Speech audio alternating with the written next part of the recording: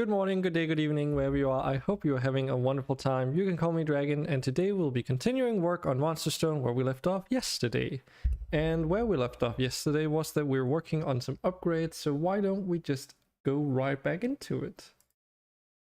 Make sure this works. There we go. Yes. So, where are we as of right now? Well, we managed to implement some new upgrades yesterday for the auto harvesters, and in the process we also managed to refactor some code actually, so that it's going to be easier to maintain going forward.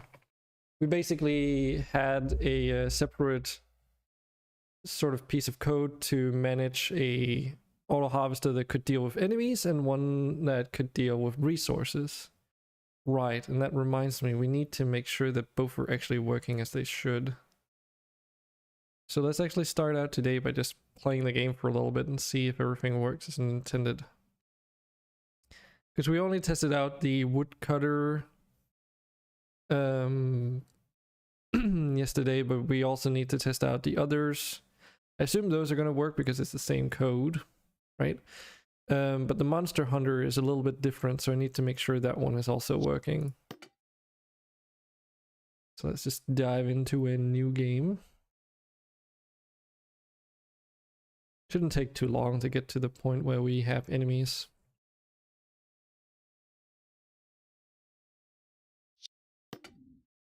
And they're doing sound checks over in the park today. It is Friday, so I guess they're gonna have a concert over there later today. Alright, well, let's get some resources. Click through all this real quick. Yes, then we need some upgrades for woodcutting and stone mining.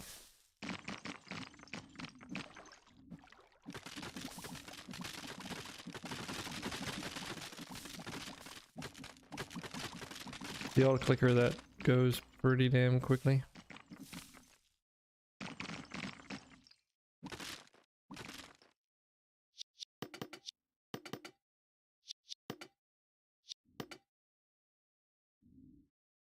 Oh. Huh.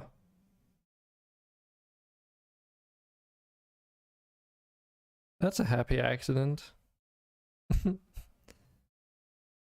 Like tier 1 forester amount, huh? So this is now referencing the wrong upgrade? Oh shit.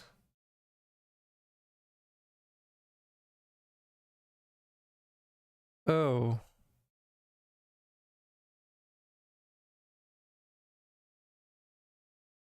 Oh shit. That's a problem. Is that because, I think I know exactly why this happened. I think it's because the scriptable object that I changed yesterday, I didn't think about the consequences of changing the wrong one. But I see that now. Okay. Well, that's gonna be annoying. Wait. No, go away.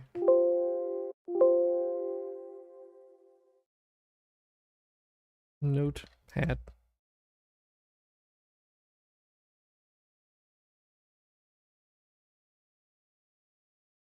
And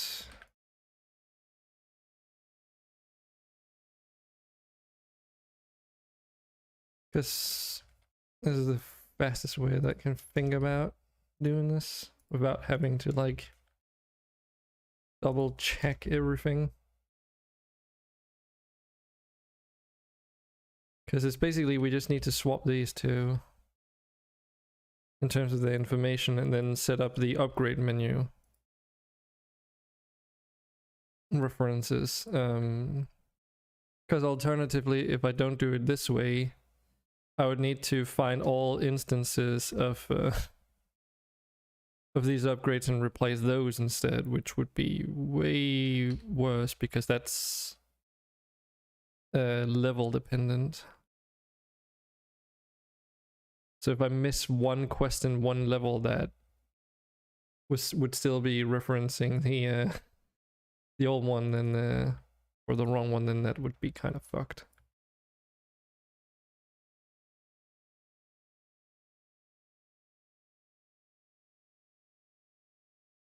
Okay, so that should be all the info.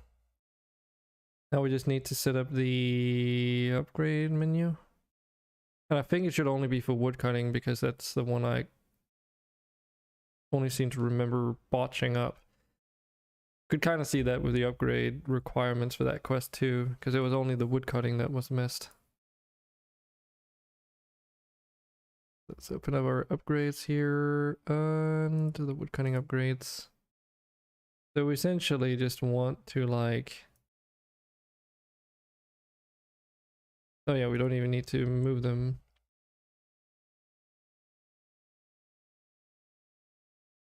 Wood harvesting amount. Grade. Oh. Interesting.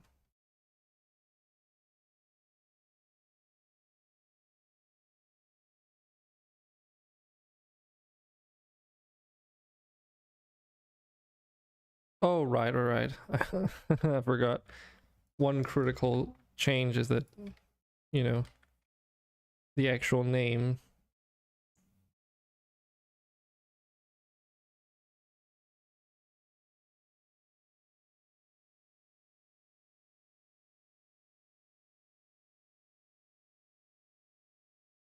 There we go. It's like, why are these still referencing the right ones? But that's that's right, they weren't.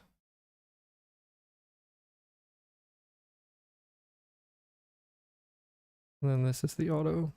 There we go. So now it should be right, at least.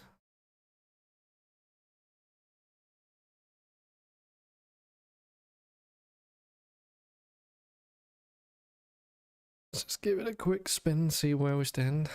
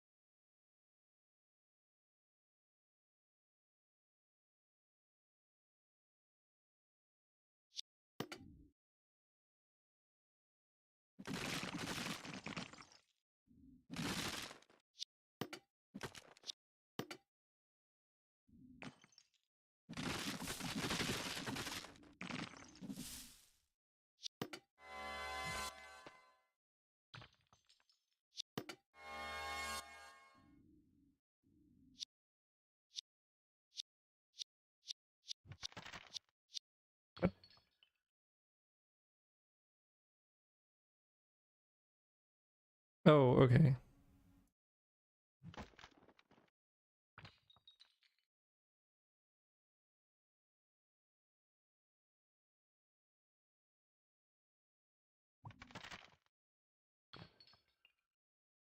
Oh, fuck. X.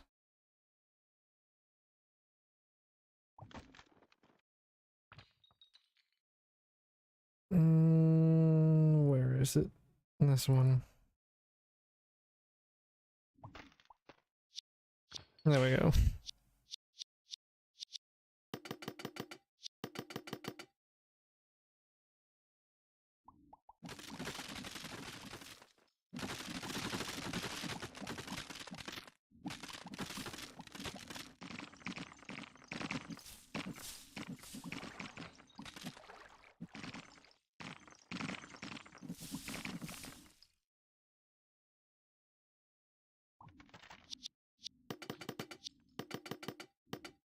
Need a bit more copper.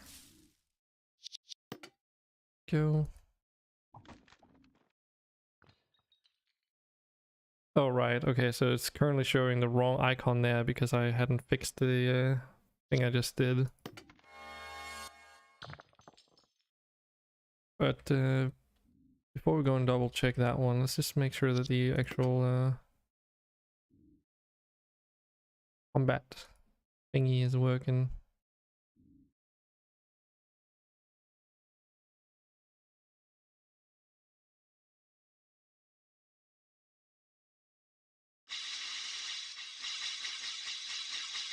That would be a no. Okay, so let's see what's going on there.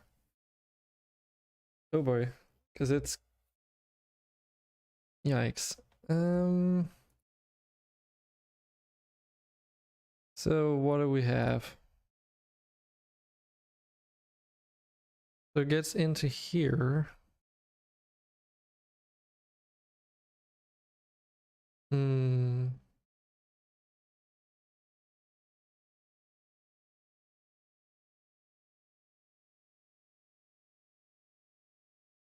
Right.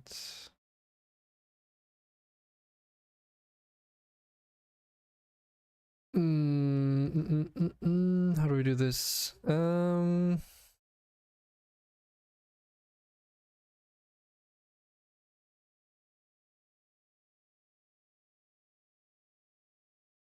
think I know how we can do this.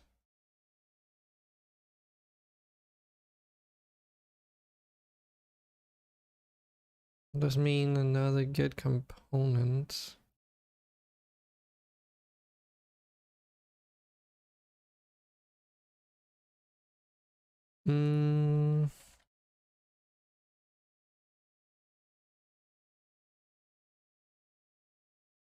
Does the target still oh yeah, we don't even need to do this because that's just for target acquisition.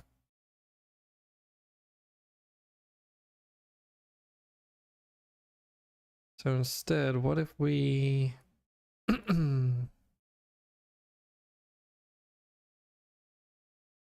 do a null check here? Does the target still exist? Yes. So if this is not null there, and then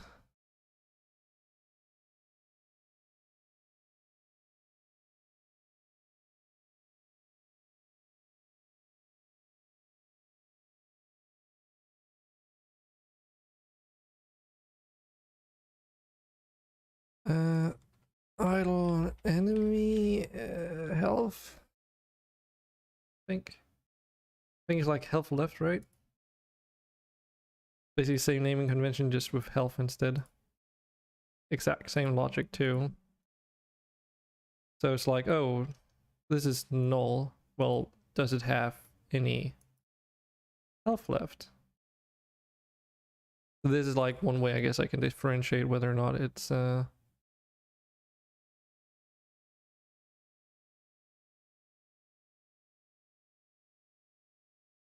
enemy or a resource. So in case that there are no resources left, and this is like the default case anyway, so this is where we're starting, then it needs to check, oh, fucking, does that object have this? Is this null? If this doesn't exist, hopefully that will work. No. Okay.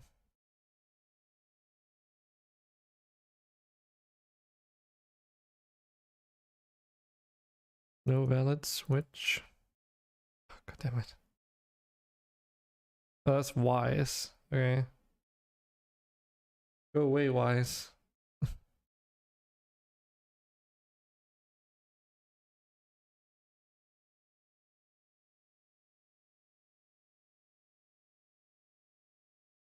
don't care about audio kinetic wise.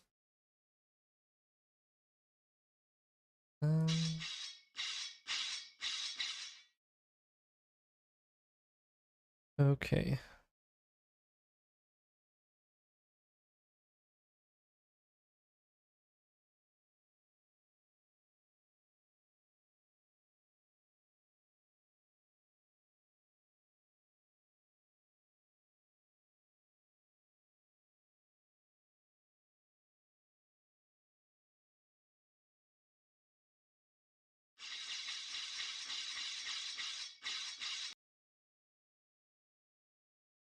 Hmm.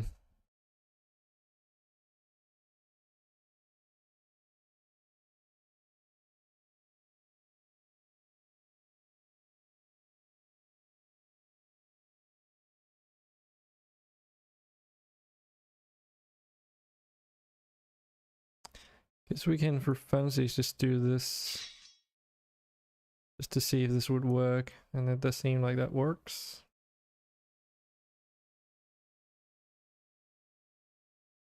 So it's just that part, I guess. Well, almost. So how do we go about doing this if we can't just do a null check? I guess it's because it tries to do a get on something that it doesn't contain, so it's like, Thing is, I don't really want to do a lot of get components here, though.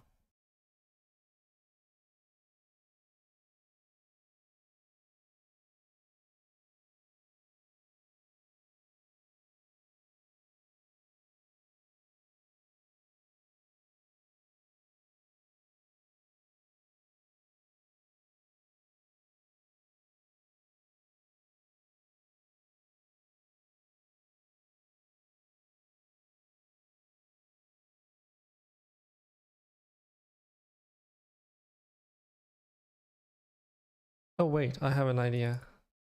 I have another idea. If we say idle harvester variables,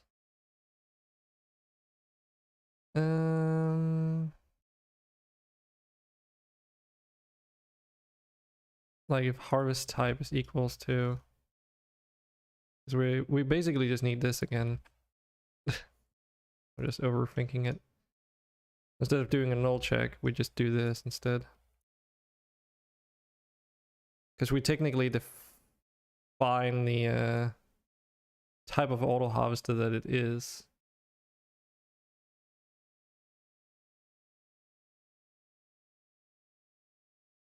Is this auto harvester monsters layer? Hunter, whatever. It's just internal comments.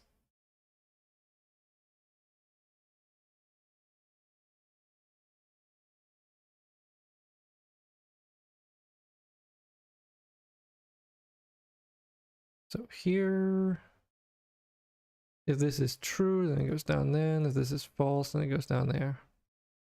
Easy.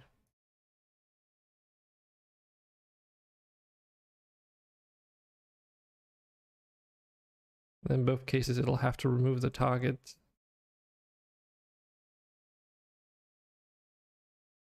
If its health left is those.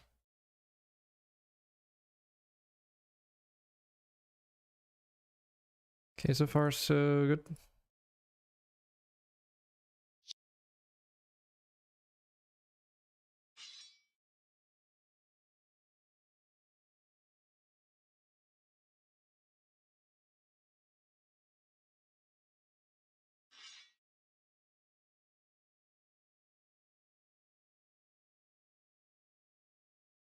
It's it's the deal damage part. We never finished this up.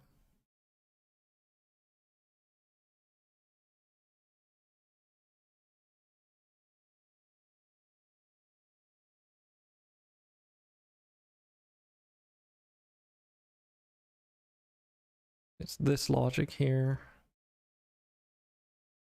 Okay, how about we start by at least cleaning this up somewhat. Let's see, what are we actually doing here?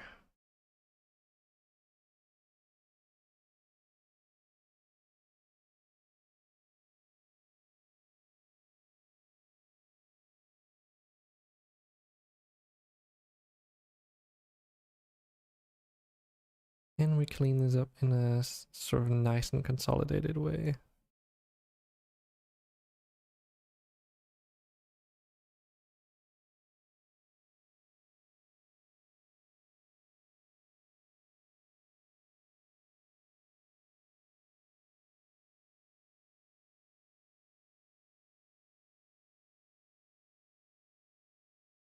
And then end it by breaking the loop.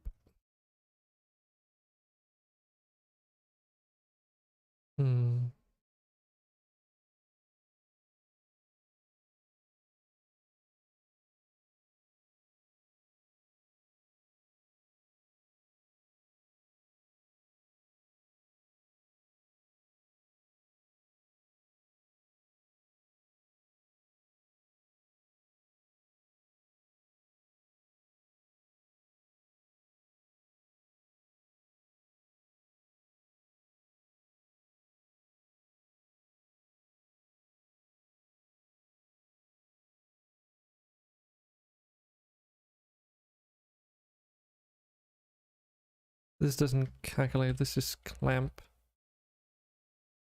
the harvested resources so you don't harvest more than exists, and this is the actual calculations.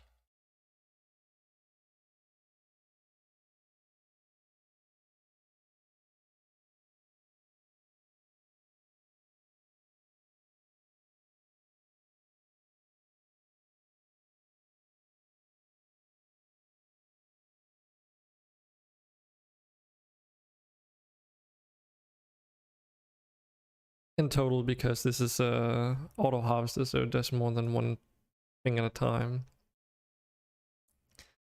So it needs to like add them together and all that.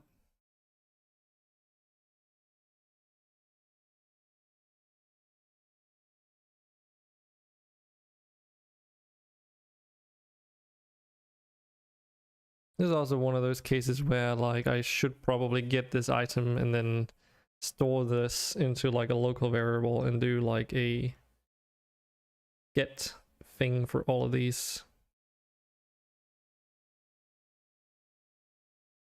So as to avoid all these green lines that go across the whole thing. Like I could do that to tidy it up, but can't be bothered.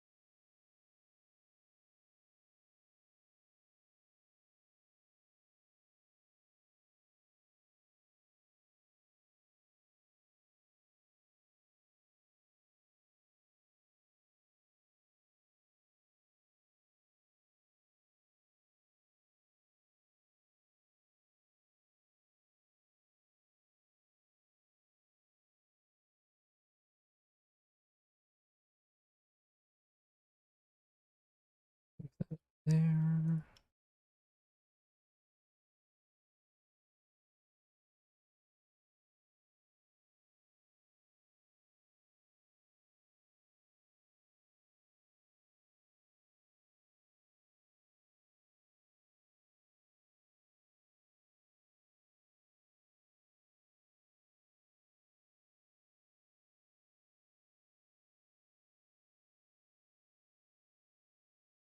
Vital resource get.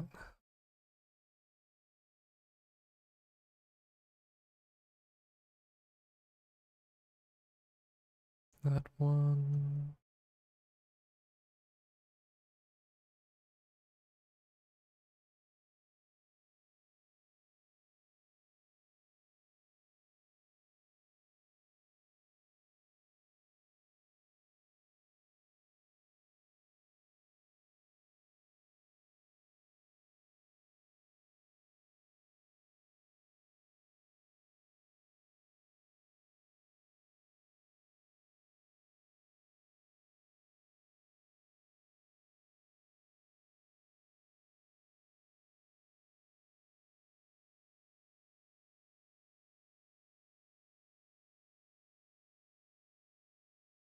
Calculate total harvested.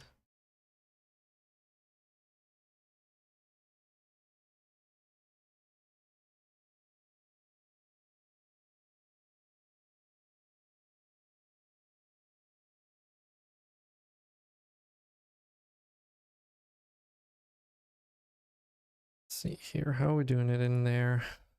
We go from there and then through the list of varsity resources.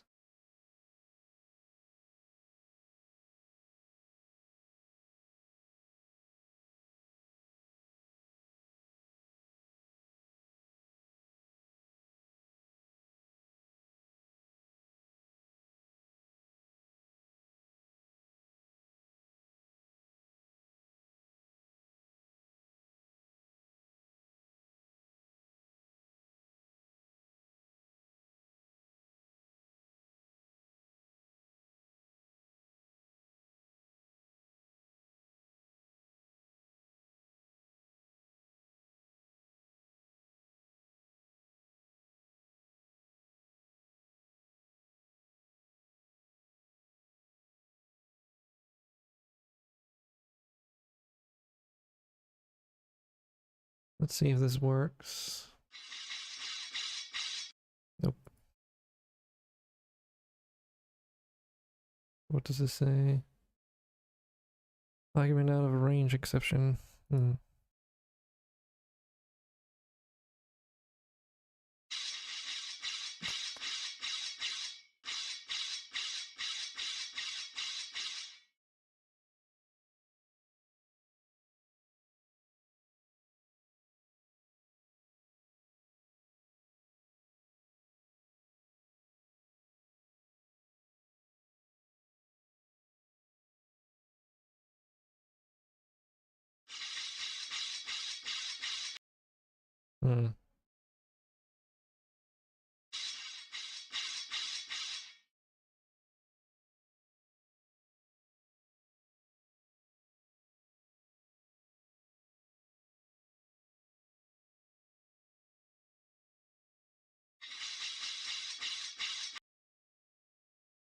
So why is that?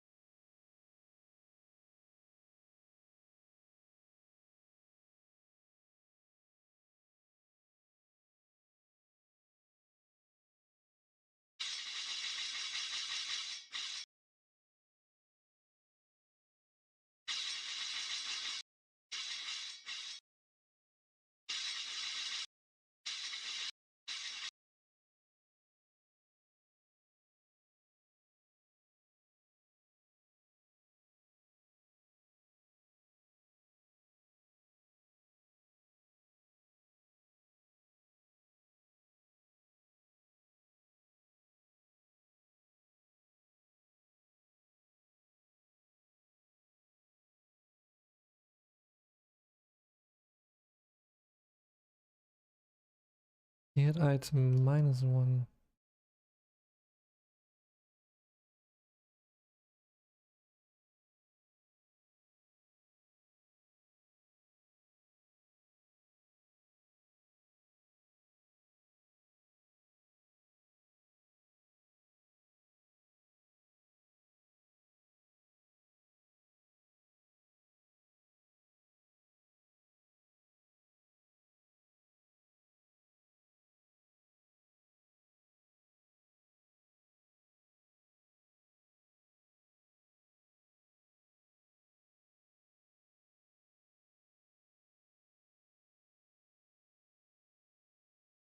How does this become -1?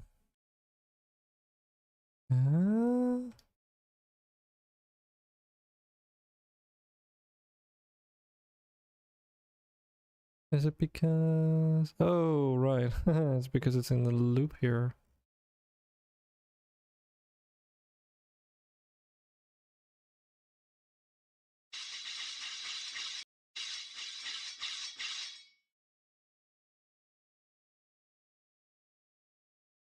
Well, that might be part of it at least. See if it works now.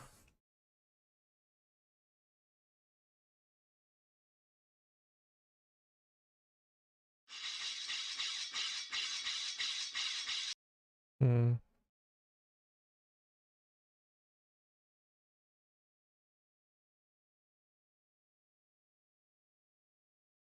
Oh shit, wait.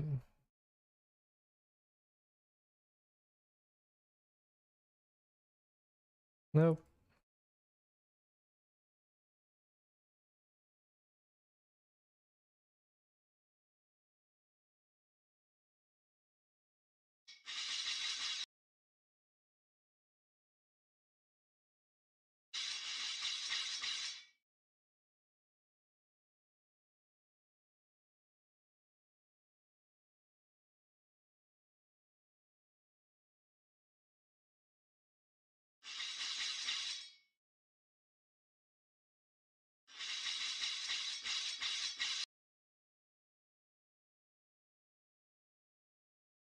Okay.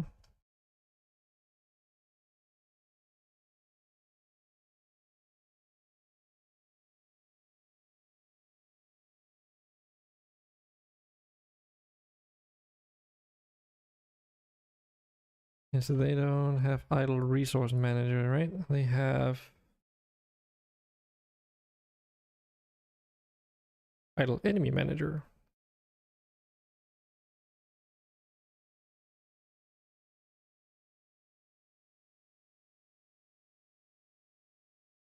Idle enemy manager.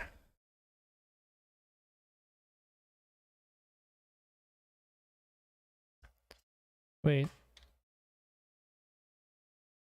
Oh yeah, idle enemy manager.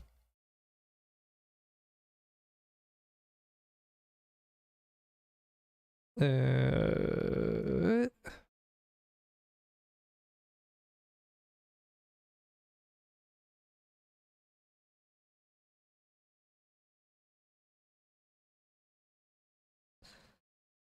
what is idle resource?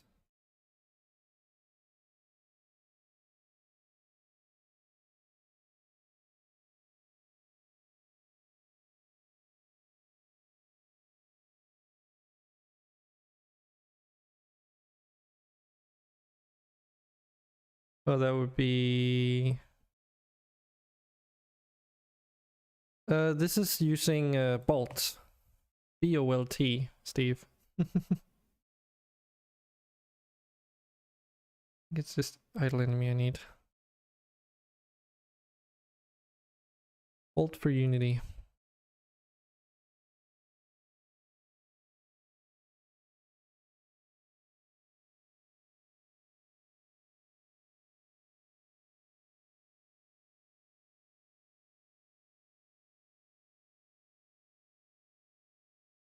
Your package before they acquired it? Yes, that would be it.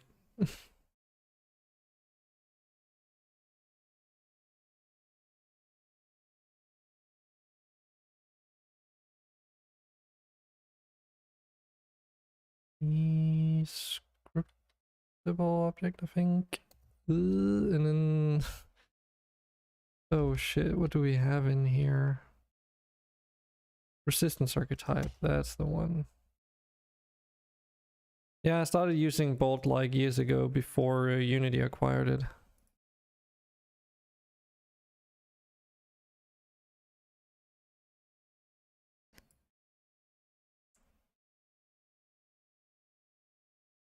If I remember reading about it, it's something like people are complaining because the documentation for Bolt is like gotten pretty bad since Unity acquired it.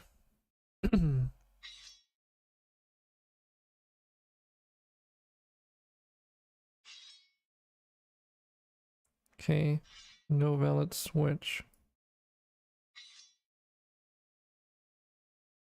Hmm.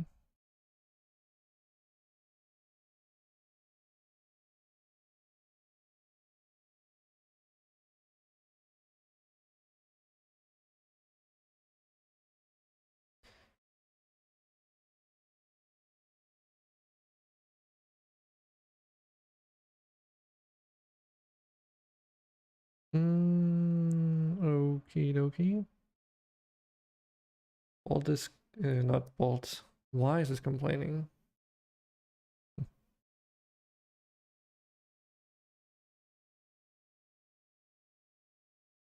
Hmm. Yeah, I still remember when they were like, "Oh my God, Bolt 2, and it's gonna have like live C# conversion capabilities and stuff like that," and it looked really cool. And then, hey, Unity bought it. Great. Does that mean we're gonna get all this stuff sooner? And then the answer was no, as far as I remember. Yeah, it could be better, but I mean, it's not like a Bolt doesn't work. The only real thing that I've been having or continuously bump into is issues regarding the unit options. That's like the only thing that I really encounter problems with.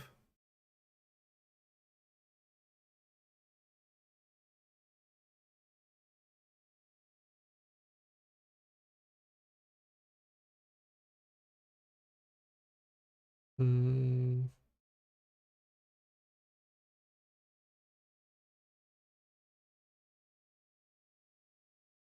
Wonder why it complains.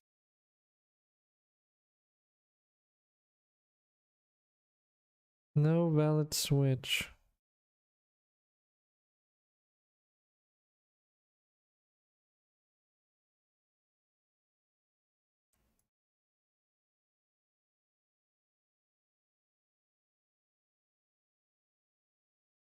Hmm.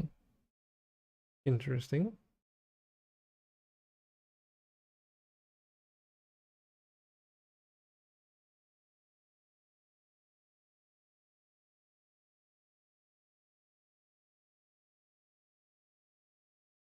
Why does this look so different?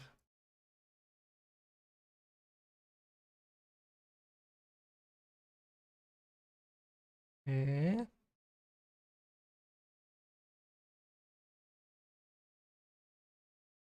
What happened to my Y setup?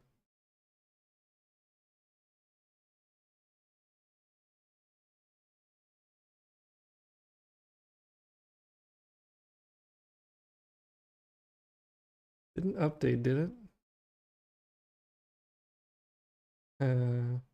Oh, there are all my things, but why is everything like so messed up? What the hell?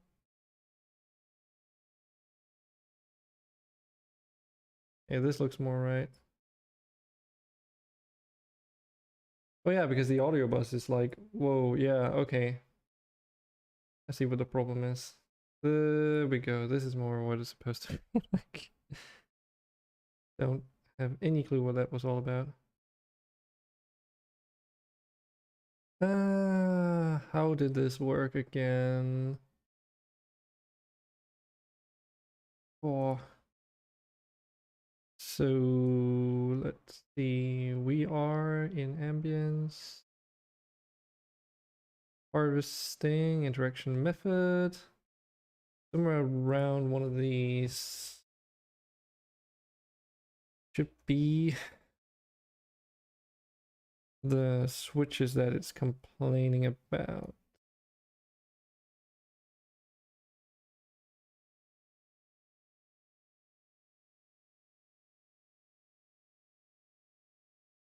These.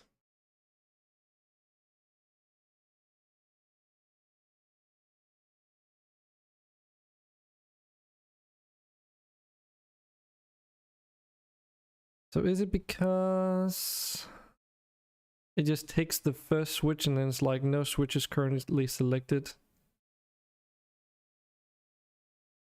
Hmm.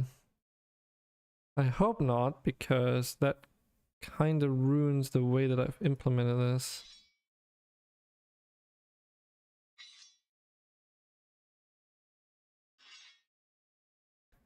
Let's just see if Forrester also complains.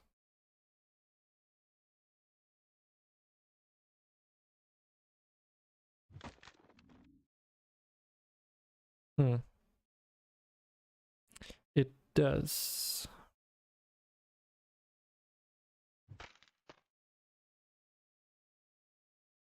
Or was that the other one?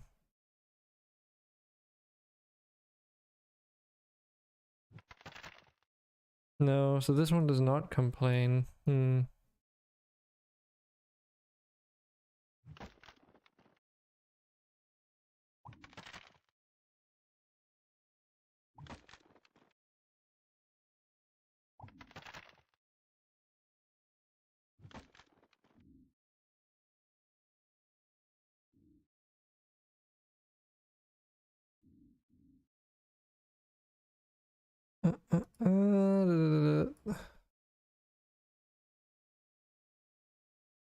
Which is... What? Oh, I'm an idiot. I think I can change that at runtime. It's just as well. Not like we weren't done with testing the actual functionality of the code, but then it's complaining about this. Okay, I guess we'll just have to try and generate sound banks, maybe?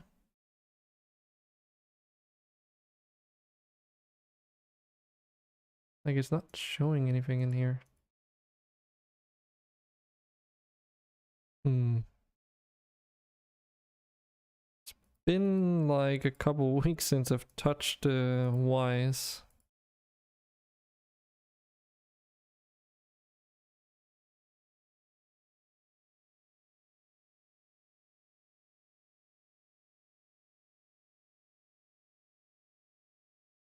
I don't see my switches in here. What the frick?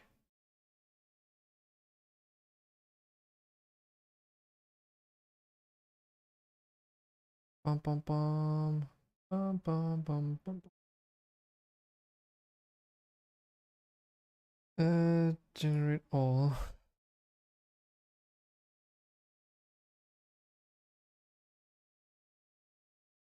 Yeah, that's fine.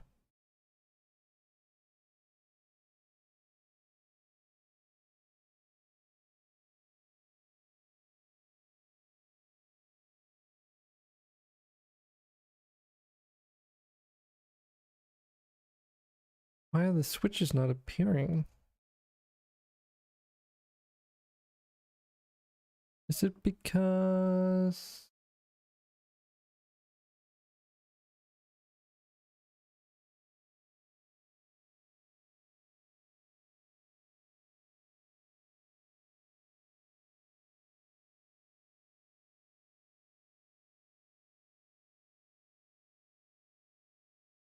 Oh, wait a minute.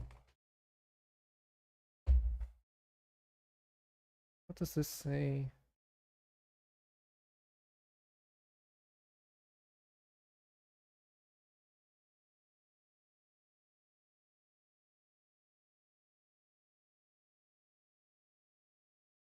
It should be all the folders, like ambience, music. So this one is called BG music. er,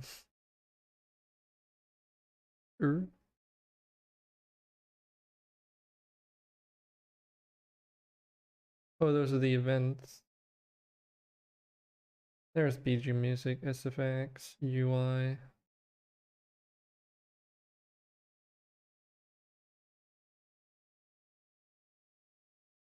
Yeah, the events are in there too. So, okay. Here are the game syncs. These are the switches.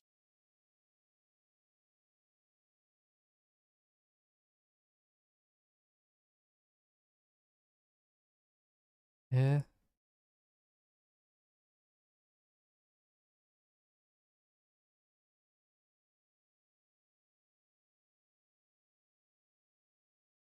What is going on?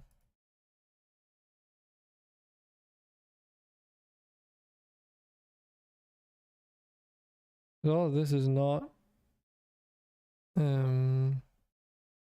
working properly.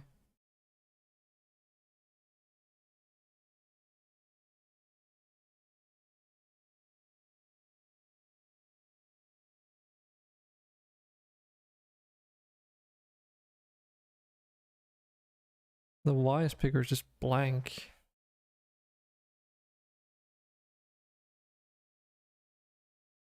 The actual hell?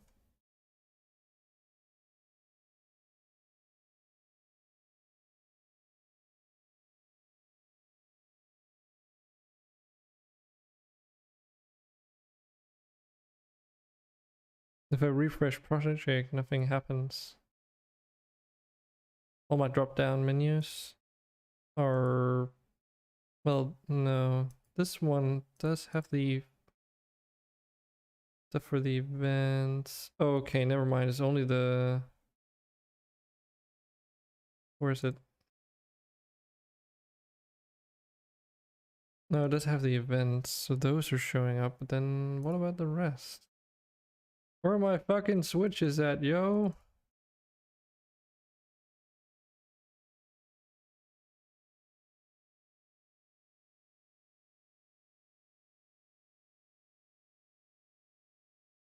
Hmm.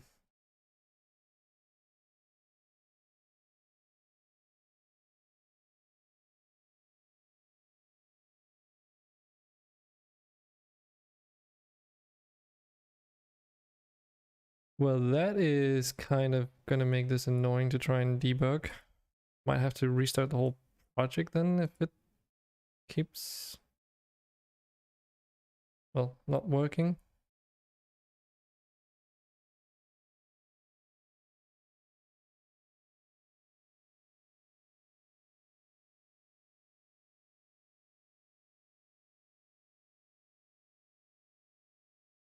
Okay, we got some stuff here now. Sound banks, switches. Switches is still empty though.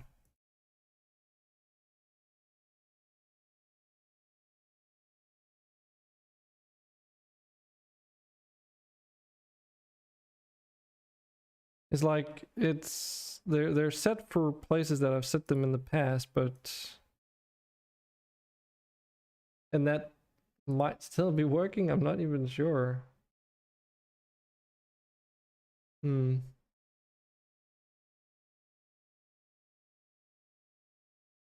If we look in there, I mean the fucking, huh.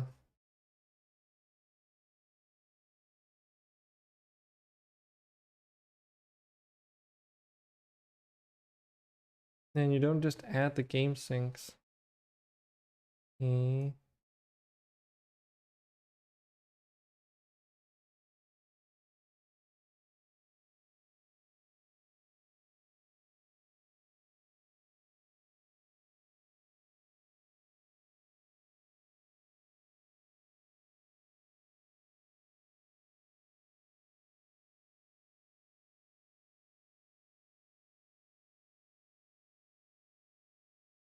Because it's underneath the default work units, but then it doesn't go beyond the default work units. Yeah?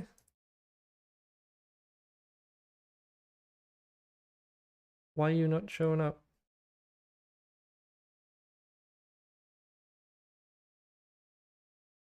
Um,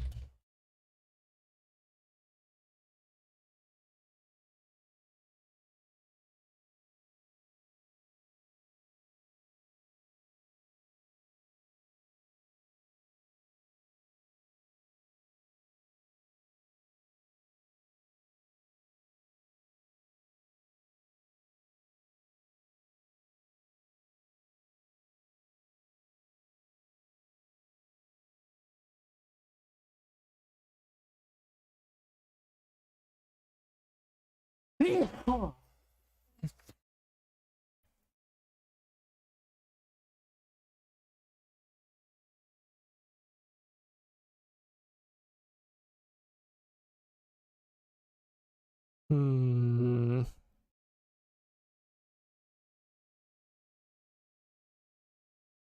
Because like, even here it doesn't show up correctly.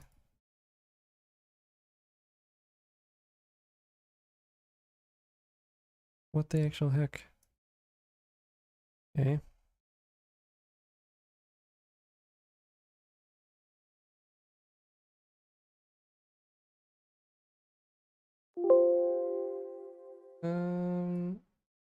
No? Don't even know if I want to save that project, huh?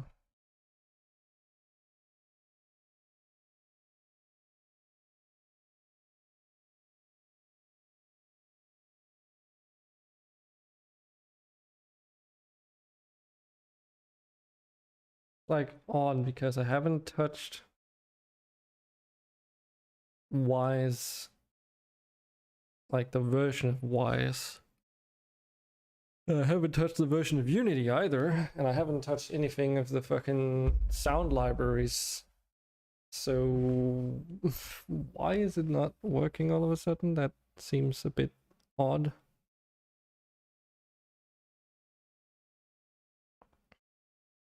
Because basically what it's supposed to do is that I have a switch to determine whether or not it's an auto harvester that does combat or an auto harvester that does well, resources.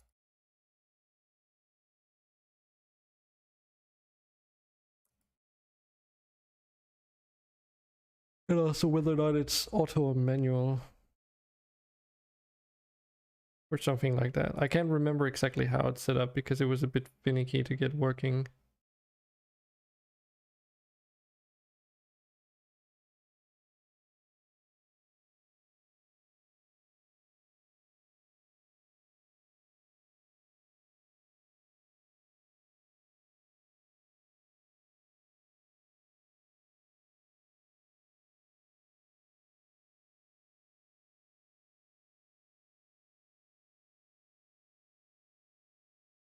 Yeah, we go in here.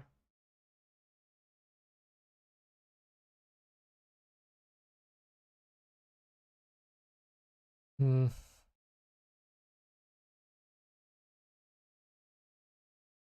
Hey, all my switches are there.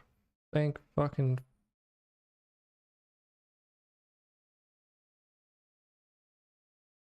Just... God damn it.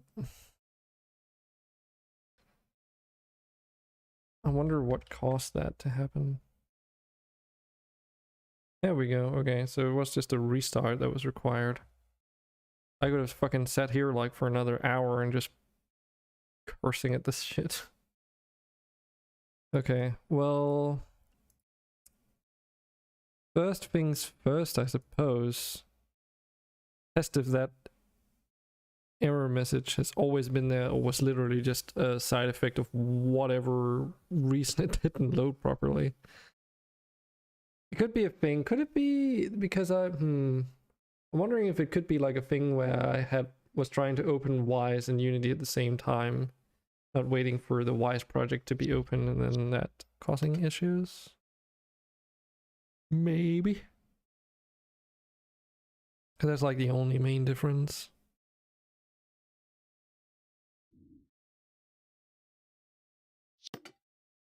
Okay. So wood harvester.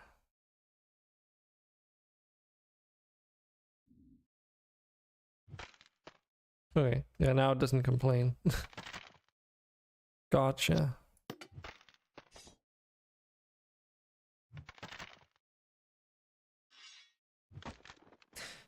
He spoke too soon.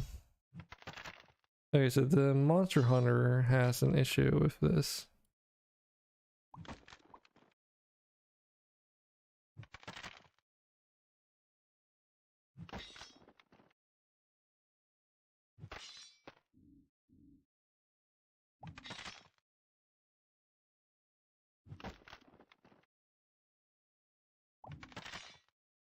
Hmm.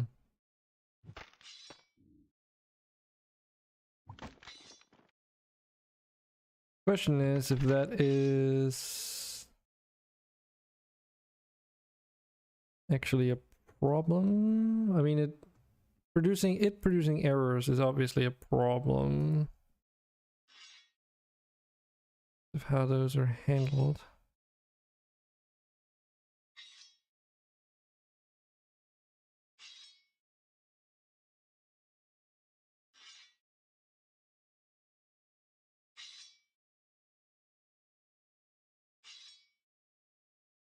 There's also an issue of spawning destruction particles. Wait.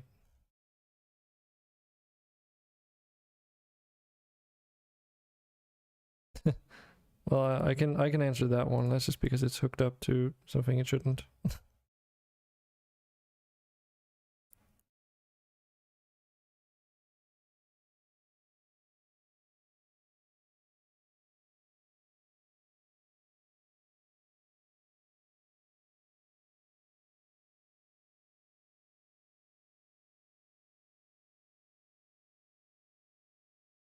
Hmm. And here we need to also account for whether or not it's an enemy or not.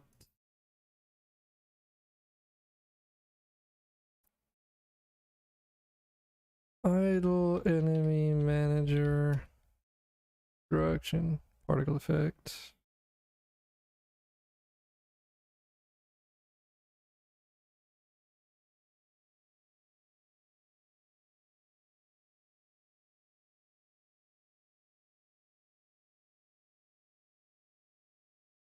And then we can use this fancy control here called select on flow to just feed A and B in. So let's see. So if it is creature, then we need to use the enemies manager variable and get it through there.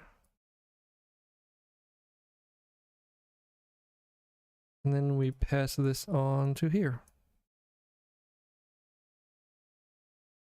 So now that should work as well, I hope.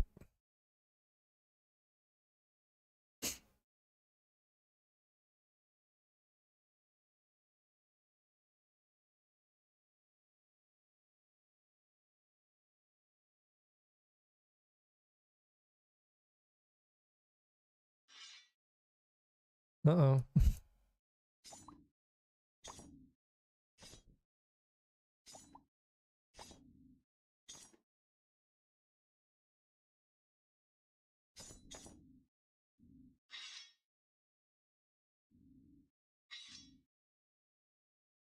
That's another problem.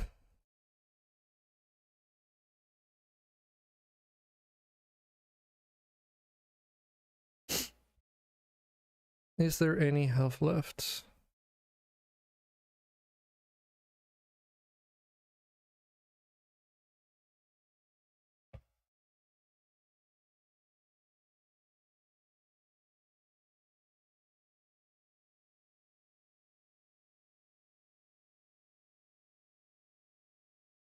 And spawn destruction, particle effects, and then do stuff.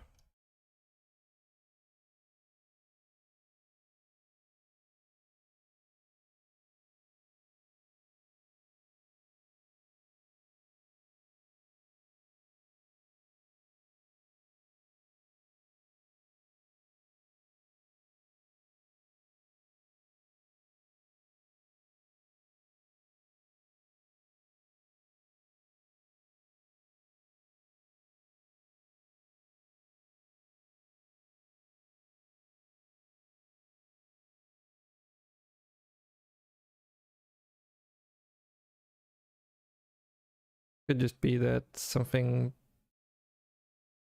messed up because it got stuck in the code with that event. Hope that's just it.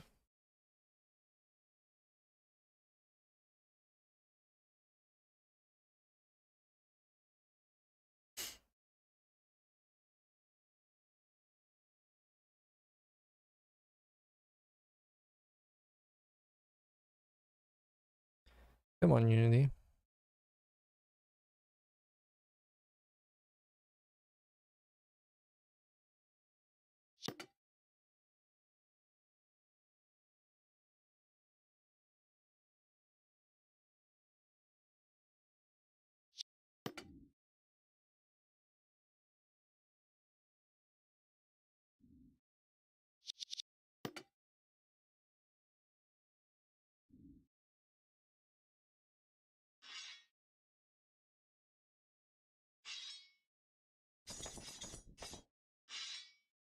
Hmm.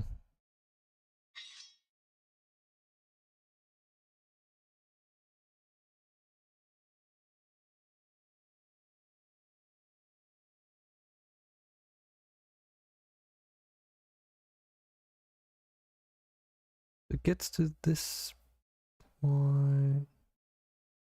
Oh wait, no, it needs the fucking I'm an idiot.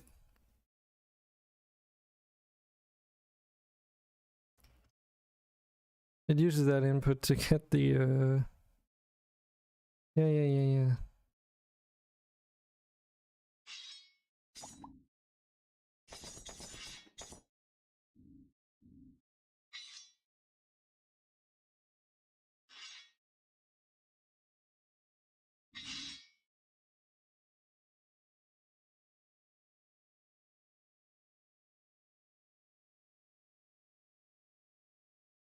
Hmm.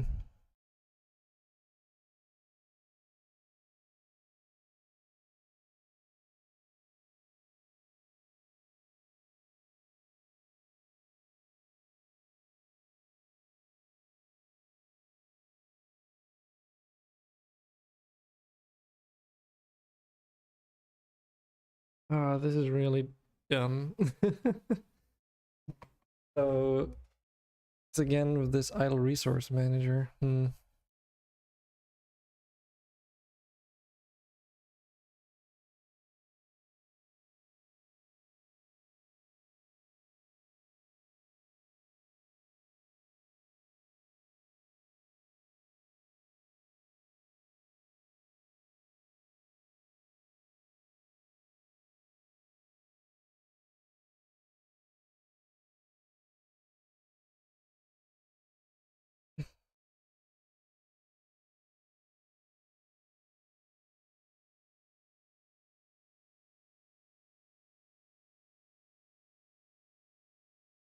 Because they both have this oh, that's not what I wanted.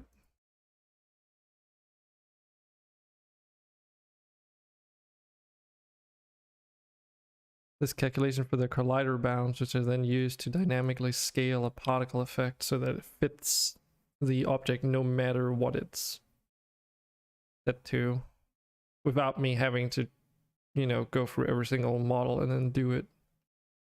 The issue is that this also depends on that branch up there.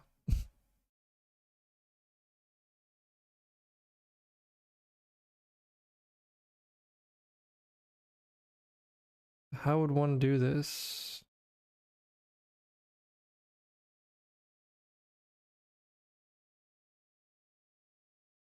Guess it is technically possible to do with one of these. Just have a sequence for each.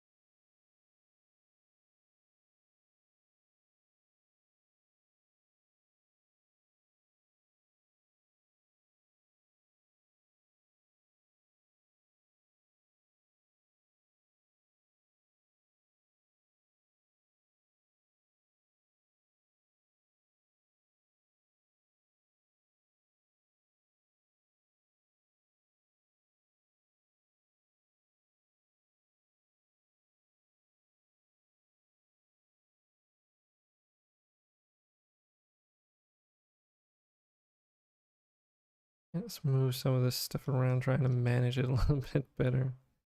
If we move this down, then we can move this up.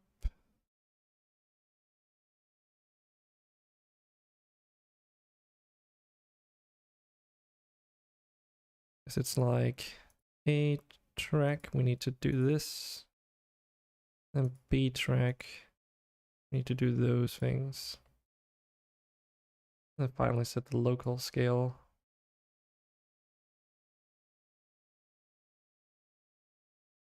based on whatever we get out of those operations.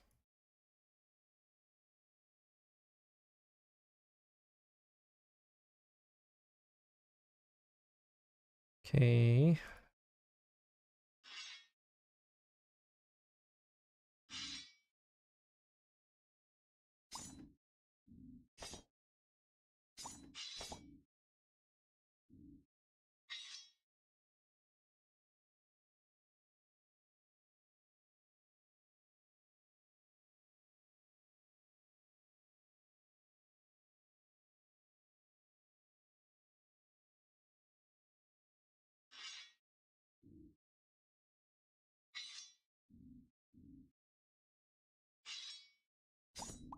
Oops.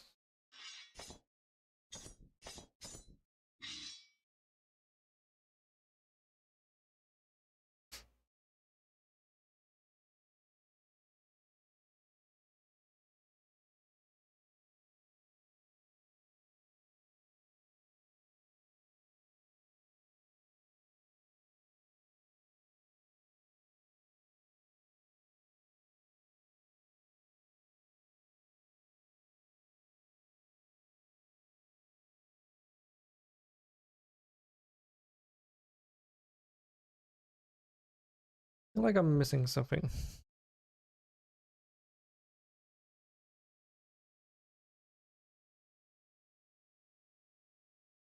One thing at a time though. Let's just get a clean run so that I make sure that there's no red stuff in Bolt.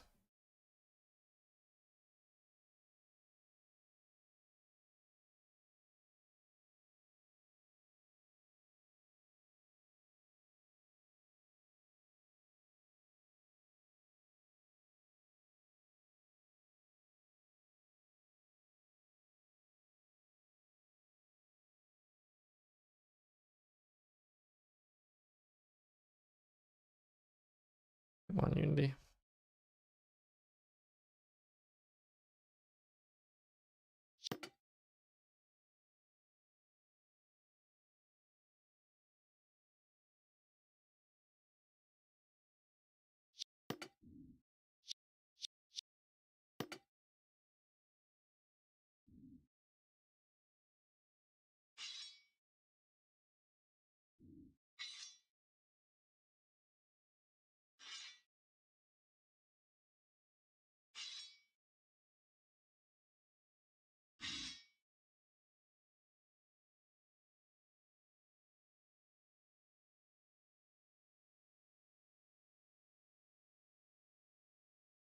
Internet operation exception. Mission target object for idle resource manager collider dot bounce the size.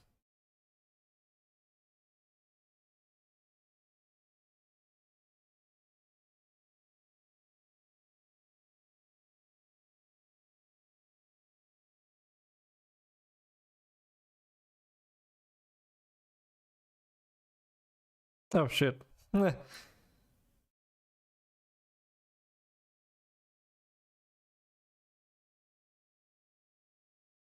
Let's try and actually put them in the right spots. Damn it.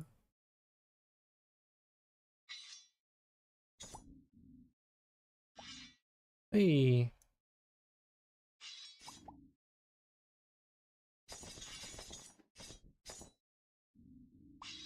It actually works now. Whoop-de-doo. Cool. Okay, so it was just because it was getting stuck in the code. It's just like, trigger argument failed, and then it didn't do all the rest. So far, so good, I suppose. That still leaves this thing. No valid switch.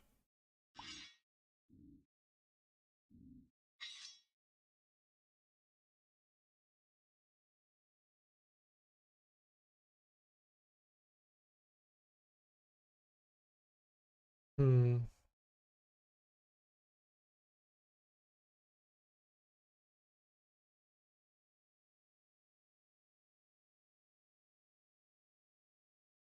What if we switch?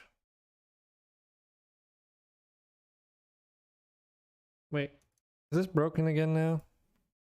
Is it because...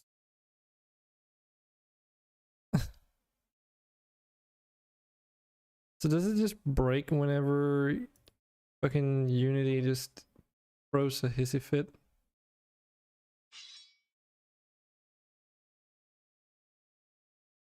Or is it because I was running the game? Nope, it's definitely broken now. Oh, maybe it breaks because I've refreshed. I was in play mode and then I refreshed the project while in play mode. Maybe. I don't know if that's like a wise thing. But I'll have to restart the project, so I'll be right back.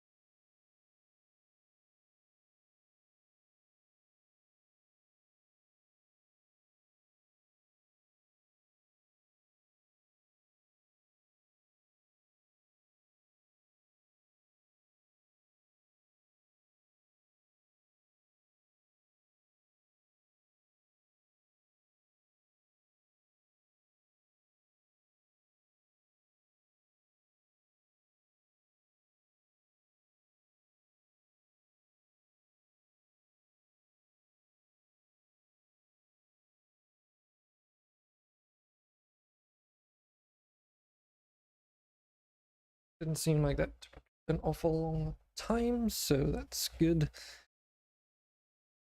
Why don't we take a look at the Monster Hunter immediately then?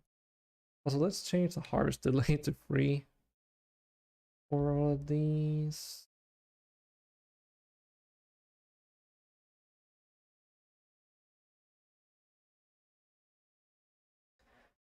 What does need to be? Combat types off? Wait, what?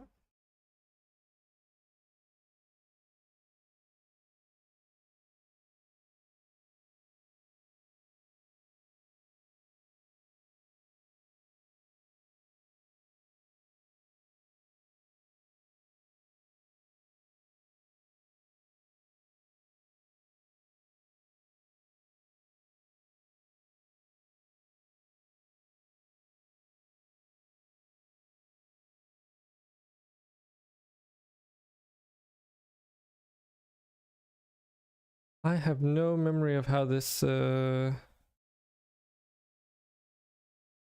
combat switch or this thing works.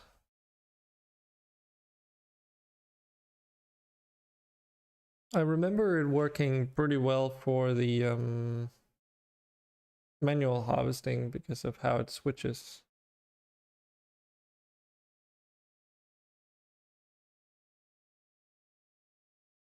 But then for the Monster Hunter, because it just does like bulk all kinds of enemies in one go, it just either would have to play all the sounds on top of each other, or it would have to do like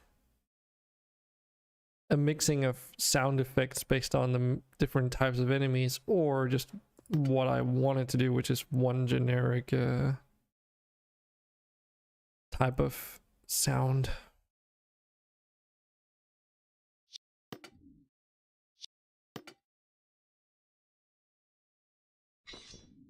Yeah, so now it doesn't complain and it plays the right sound.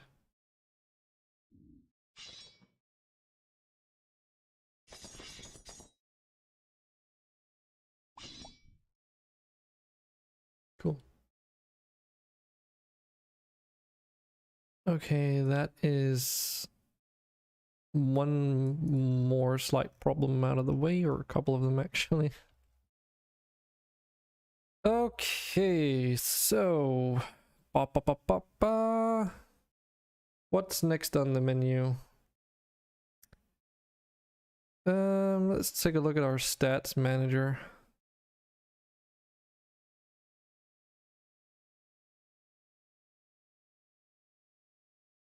So we have harvest archetypes amount, and we have auto harvest archetypes amount and auto harvest speed. We don't have the size yet though. Hmm. I don't even think there is even a size to these. No, there's not. Okay.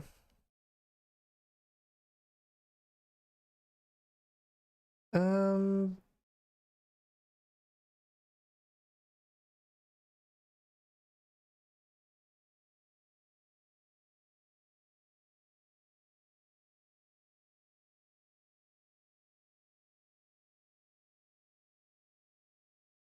yeah, speed. And then we let the speed, the size.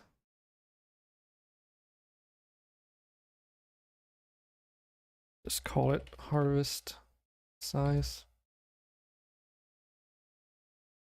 And this can just be a single float as well because there's only 5 different harvesters and you know they only have one size, so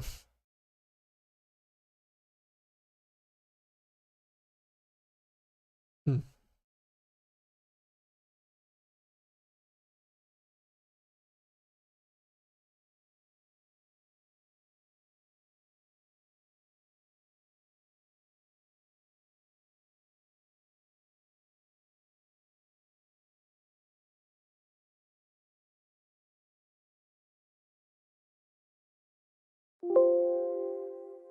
Bling.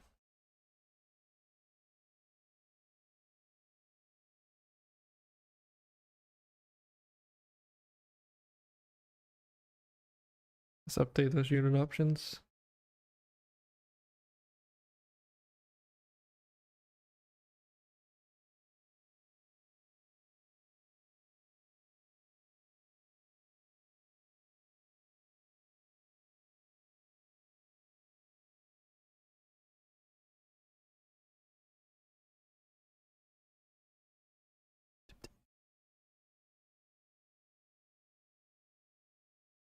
Upgrade menu, list, roll rect, all the way in. And then we need the generic ones. We'll just use that icon for now because we don't have any. Wait. So wood auto harvester. Let's take you and duplicate it.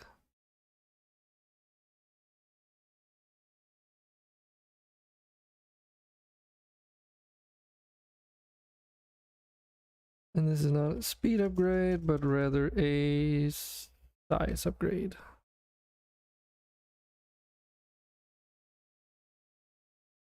Auto harvest size. Forester size. Boost the size of the forester by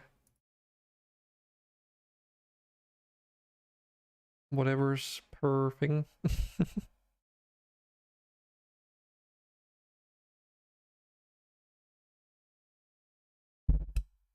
And did we...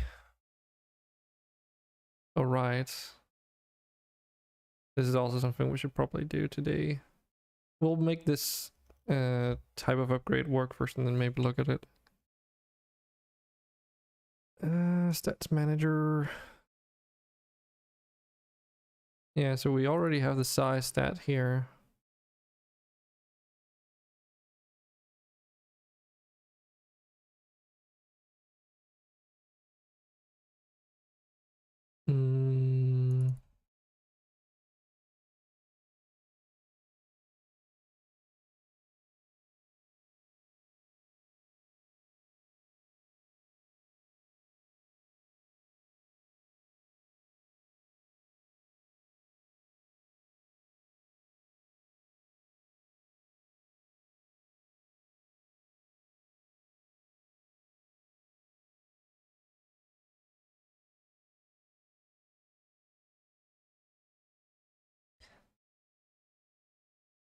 Mm-hmm.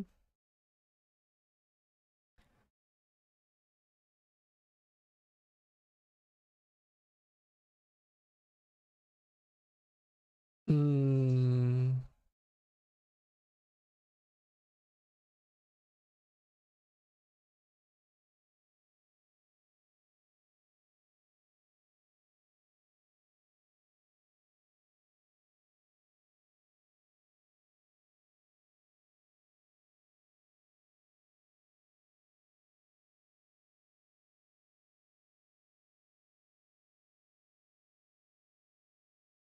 Here.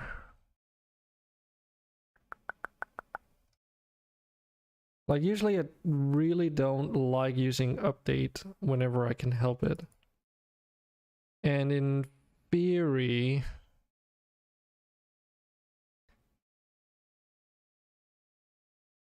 I could make it event based so that whenever you upgrade something, it triggers a custom event with a variable output towards a variable game object as well.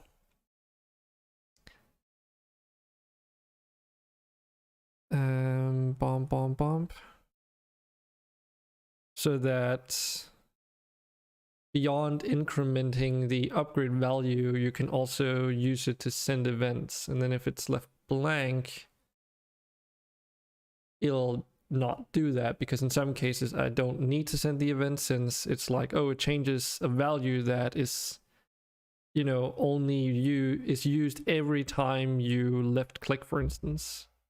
So you need to calculate the damage every time you left click anyway, meaning that the amount of processes that are run, like updates, to do all this isn't that bad. But in this case, like, it would be a matter of every update checking, oh, what is the current size of this object supposed to be, and then set the size accordingly if it's changed, and then make the logic surrounding that to check like if the value is, if it actually needs this change size and everything. And it's just like, could do that, or could just do it event based so that it only does it whenever you actually upgrade something, because that means that I save 5 different like update iterations for every, because there's 5 different auto harvesters, since you would, you know, they would do it all the time otherwise. Plus I could use that in other instances too, like I think I already could use. So yeah, let's actually do that.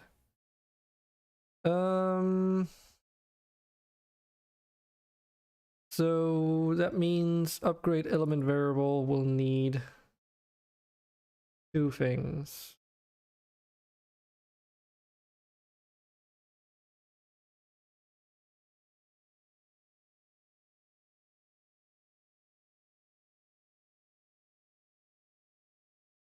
Could make do just putting it towards the end, I guess. Down here. So first off, we need a list of game object.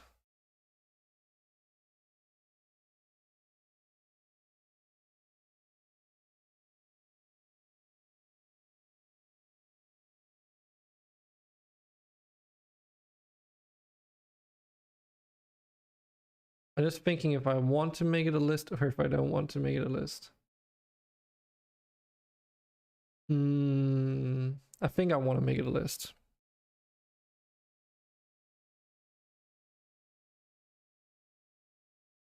Upgrade event or trigger upgrade event game objects.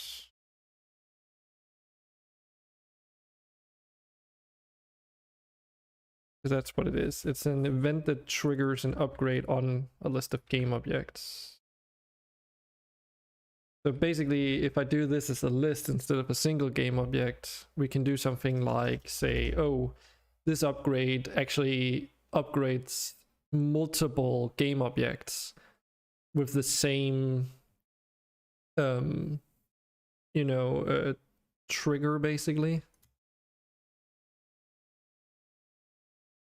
Because then we also make a string.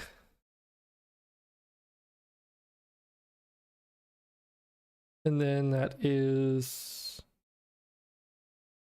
trigger upgrade event name.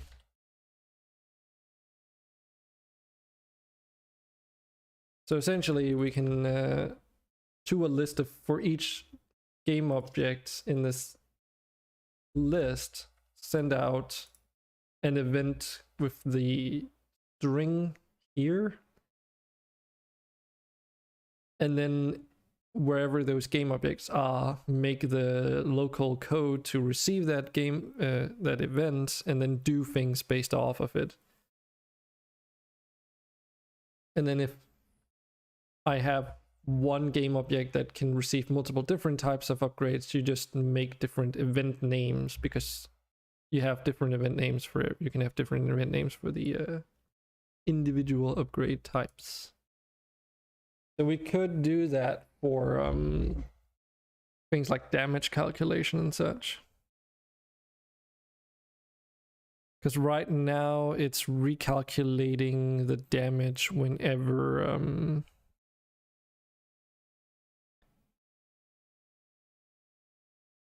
I think, right? It's recalculating the damage every time.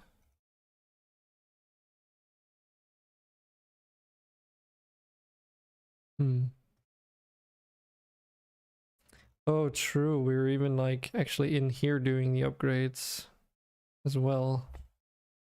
But that's also, yeah, that's for the stats manager. So that is, I think, an okay way of still doing it now that I think about it. Like I could technically send events here as well, along with a variable, and then just do all of this inside the stats manager proper. So that the stats manager actually does all the upgrades. And all of this does is it increments a number and shows the resource cost and everything else, but not the actual upgrade itself. Because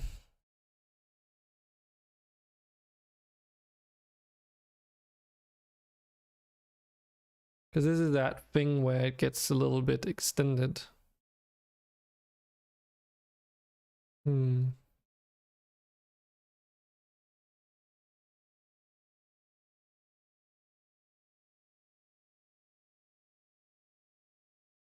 Yeah.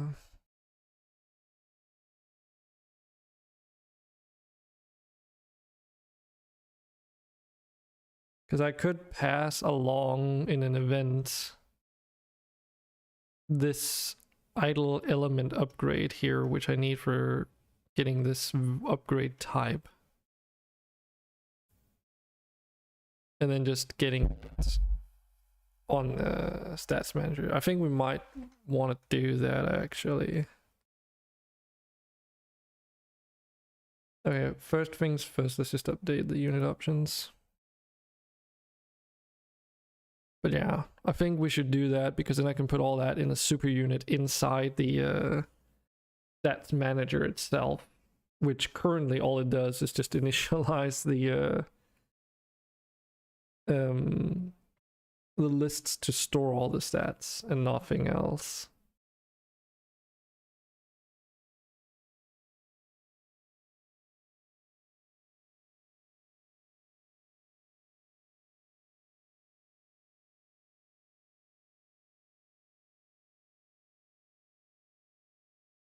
Okie dokie.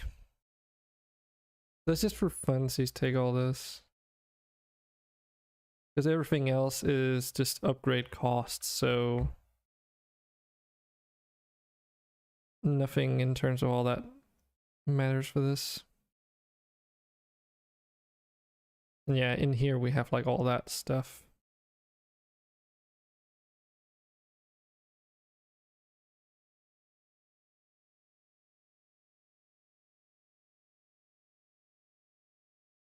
And that also means I don't need to do this because we already have the stats manager here.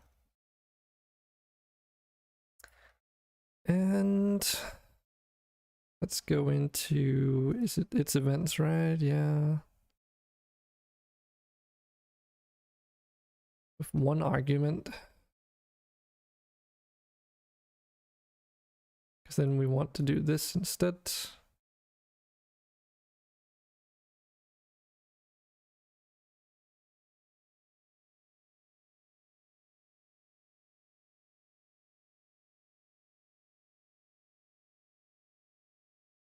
Which technically I could like, you know, pass along the upgrade type variable specifically, but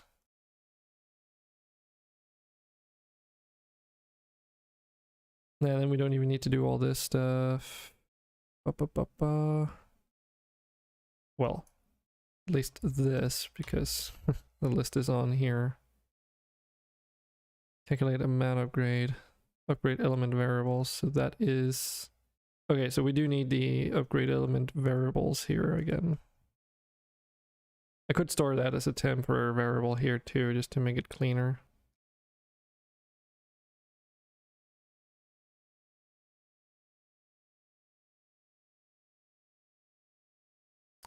Might actually not be a bad idea to do it that way.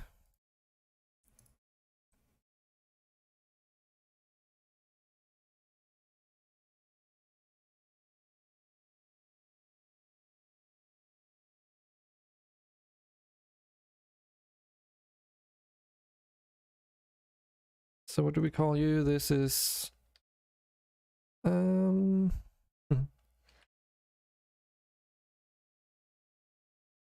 title upgrade scriptable object.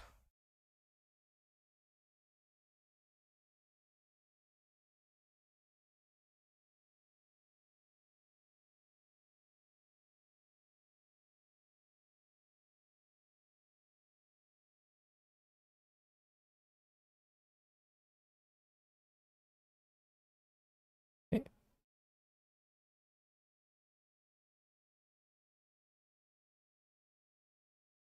So if I do it like this, it has the added benefit of making this not just more like easier to sort of read from like a visual standpoint. It also means that if I plug this node into all the places where I would otherwise need all this crazy ass line connection stuff, then if I copy and paste some of this functionality just to switch out some of the parts, then this code would, you know, not need to be hooked up every single time.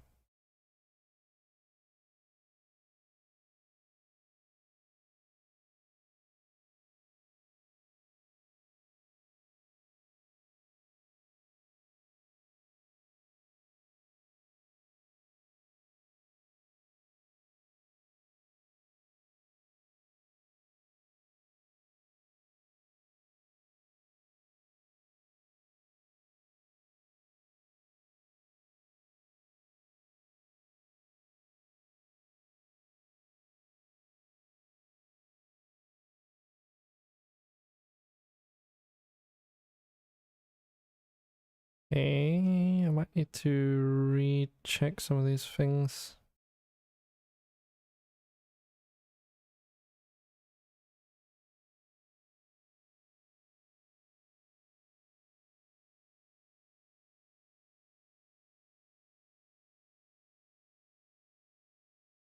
That's what I was missing.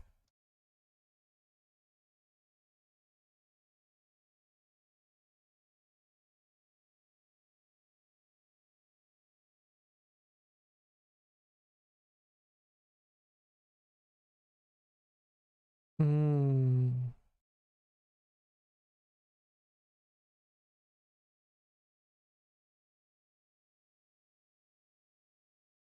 Upgrade element variables.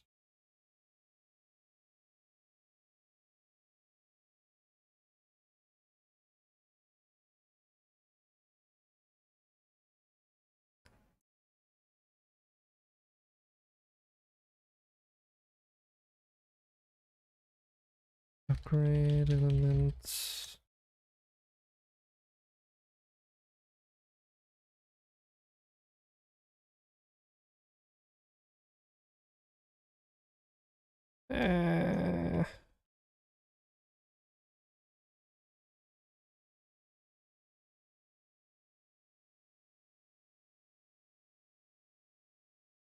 So in here we should have idle element upgrade, which is that scriptable object. We can use this and then set another reference to that specifically too, so I have both essentially. Because for this upgrade level is not part of that, that's like on the actual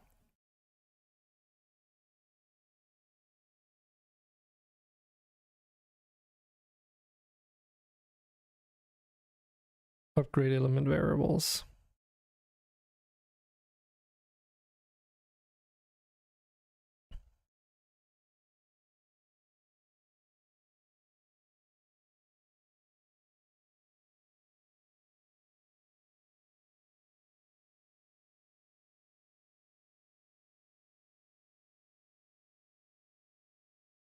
We need the same down here.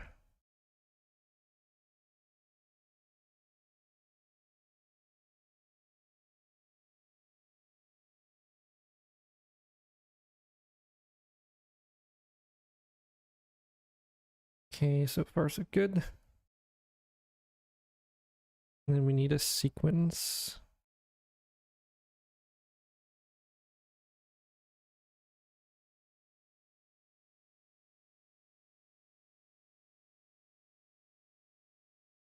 So we basically send the event along, or call the event and send along a reference to the upgrade itself and its variables, and the scriptable object, which is, you know, all the information of what type of upgrade, what it's called, and all that stuff.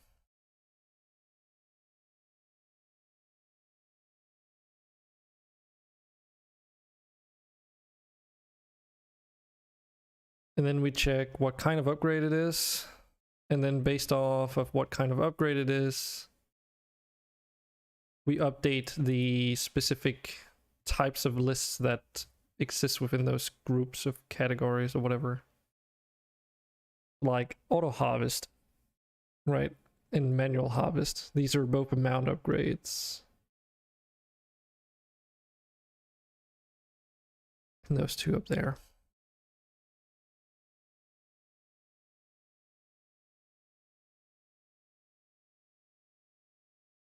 And this down here is the speed upgrade. If I want more, we just add down there.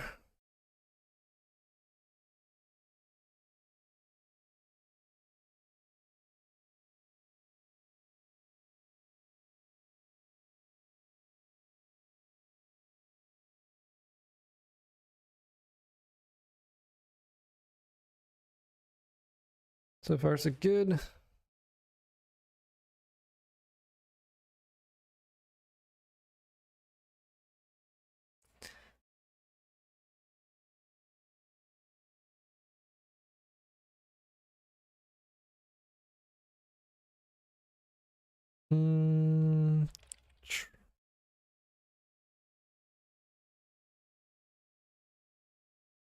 Update stats manager. Let's call the event that.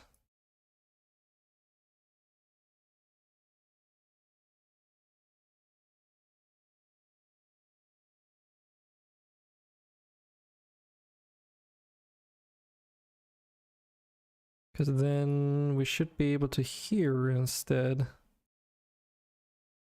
just trigger this update stats manager event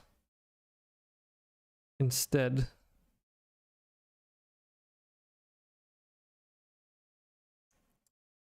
And then this is which one is this again? This is the upgrade elements variables.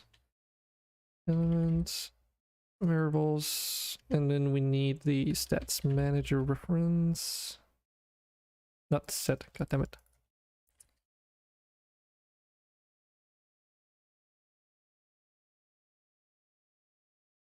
That we post the event to that game object, and then everything else here, all this, can just be deleted.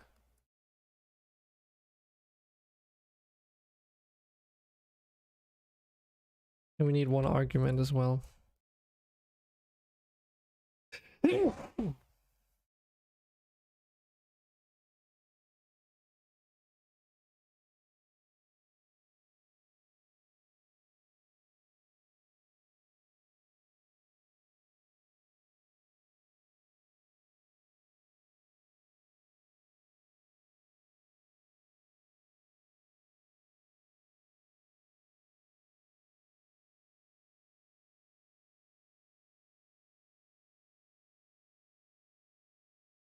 Is it just gonna be self? If we go to the stats manager, we set upgrade element variable. Tick.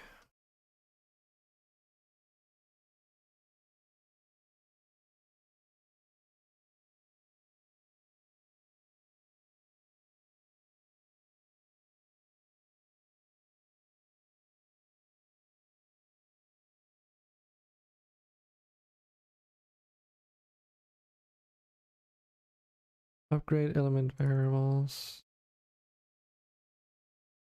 on that game object.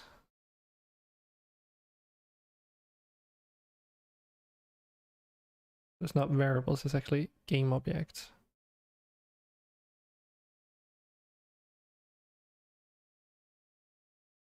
But we can just do this, that's fine.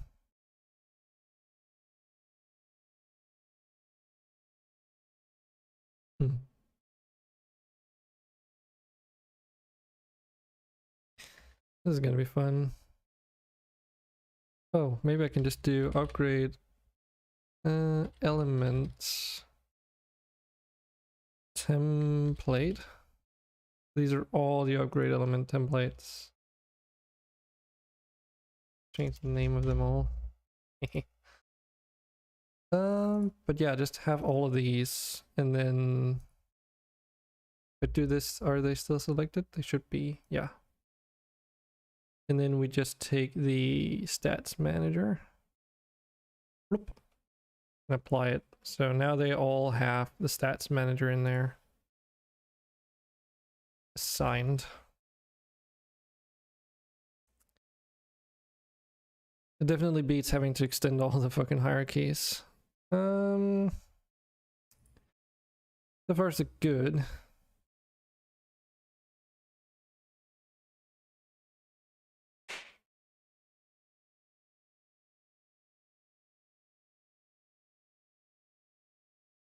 But yeah, that's literally all I needed it for, is so that I can do this. That's true, because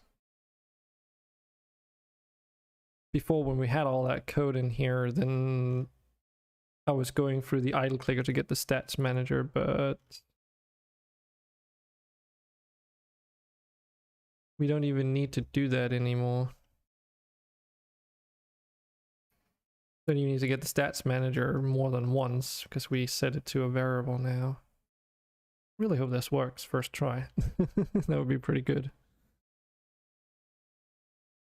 Well, we just have to try, I guess. We haven't implemented the upgrade trigger event thingies that I talked about earlier yet, because that's not what we're doing. We're just like refactoring code a little bit first to make it event based.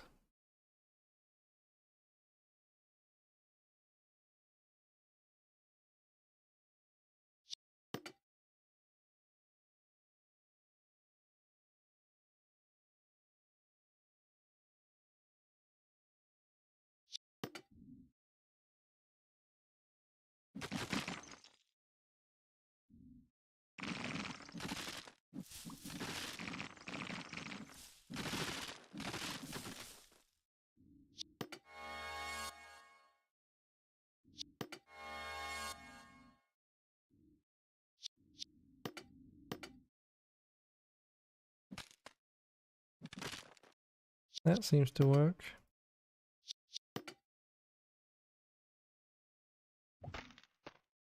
That also seems to work.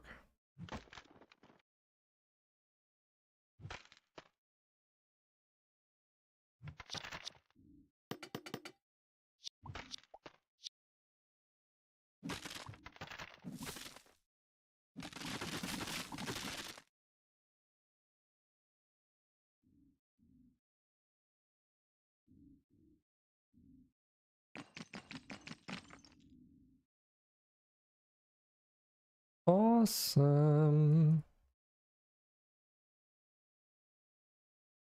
Yeah, now all the actual upgrade logic is in the stats manager as it's supposed to be.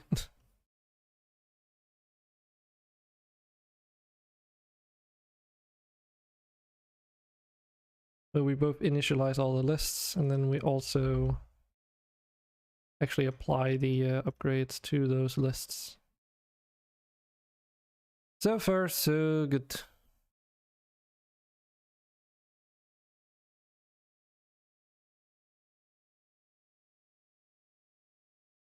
what we were trying to implement was the size upgrade.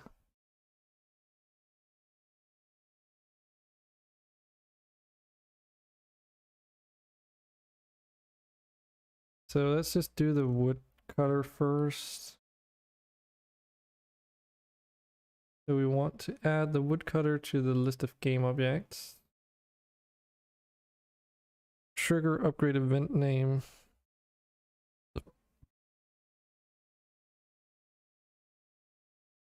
And we could actually be cheeky, I guess, and just use again the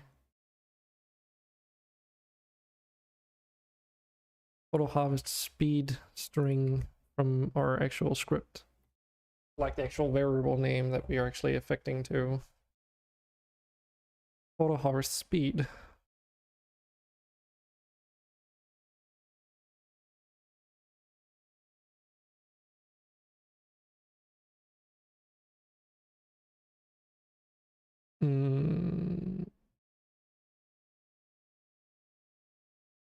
Update maybe, because we want to update the. It's not the auto harvest speed, it's the size, isn't it?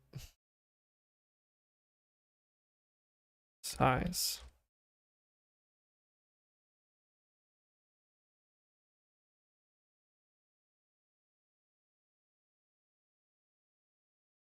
So that means in here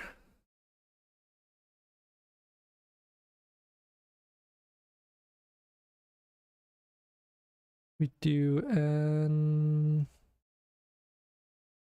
trigger custom event, and then we just call it that. Bump. Auto harvest speed update. Oh, it's the not the trigger. I always confuse the two. But you can see which one is like the one that actually you know, that you activate, you trigger it with, because it has a flow, and the one that is also green, like the update and start events and such, is the one that actually fires the event. Anyways, and we need one. Do we need one argument here? No, we don't. Because what we want is title harvester variables stats manager get. So we want the stats manager, and from the stats manager we're gonna get the actual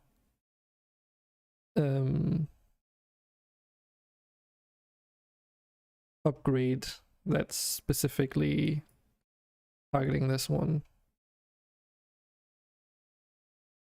I think that's how I want to do it.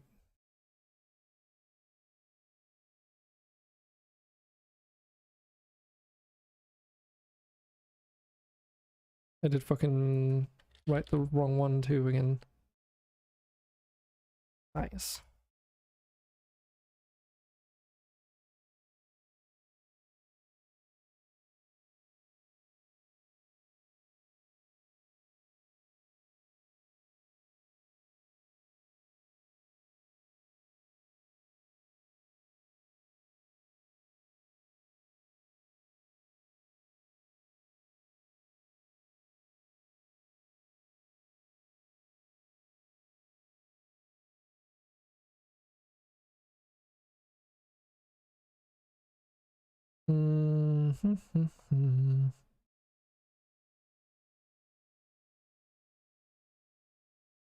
So we need this again.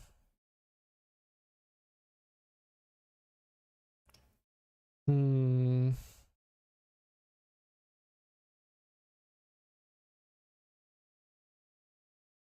is another case where we could use another event, because this gets fired every time that the timer hits 0, but we could just as well do this with an event too, so let's just do that.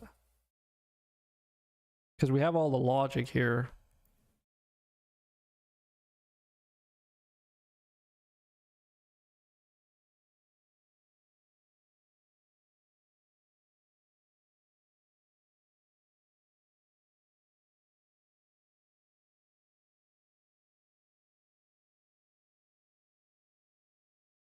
Auto harvest. Is it a mount? I guess it would be a mount. Update is the event name we would want here.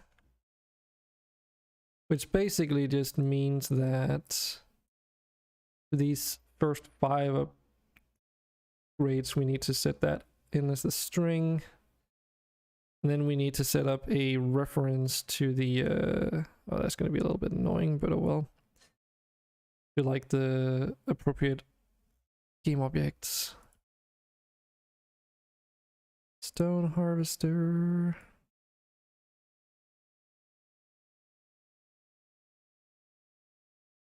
Herb harvester.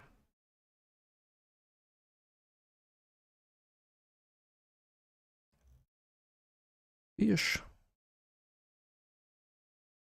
Like my internal names are really consistent. Fucking fishing harvester, herb harvester instead of just like woodcutter, miner and such. But I think this is okay. It makes it a bit easier to differentiate them all.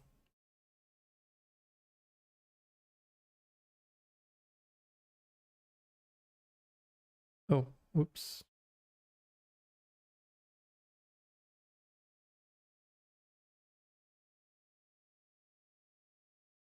There we go.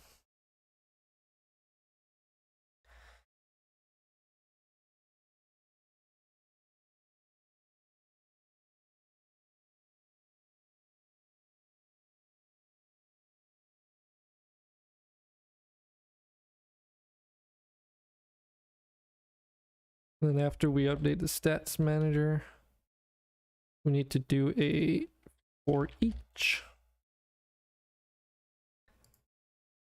Using the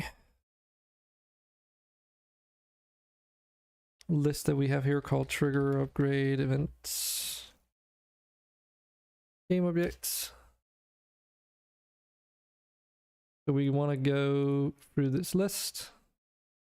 Then for every single object in this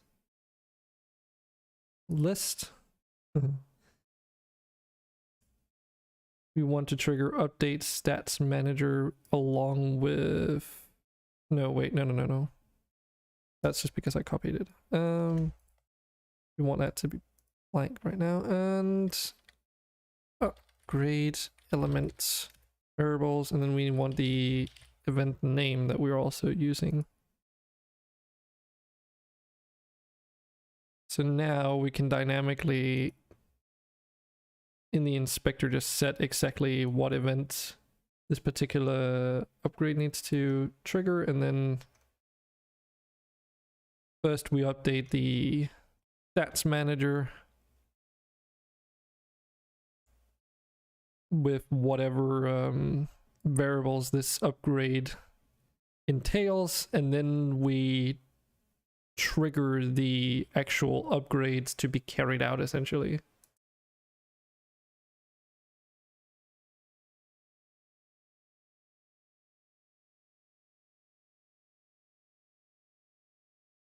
So yeah, we first store down all the variables that we need, and then we sort of apply them. This method seems pretty straightforward, and I think this is also what we're going to use and will come in handy later when we implement other features. Because if we make a system for items complete and they affect stats on stuff as well, then we can also use the event system to carry those changes out whenever they happen. Because then if they say like it's an item in an equip slot, we can trigger it when they're equipped, and then again if they're unequipped, right? So if the state of the object changes, we need to update all the instances where those stats are affected using events essentially.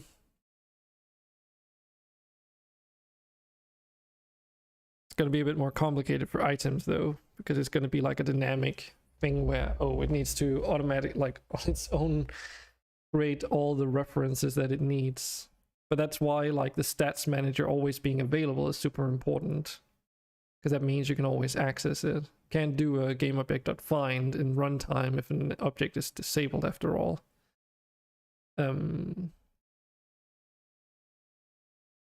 But anyway, let's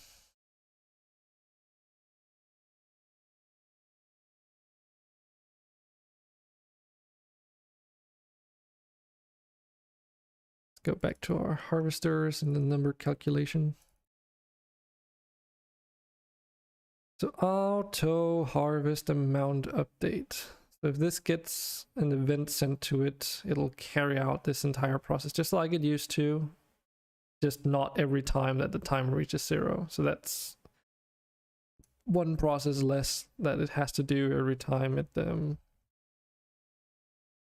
counts down to 0. That means now we can also make the size update. So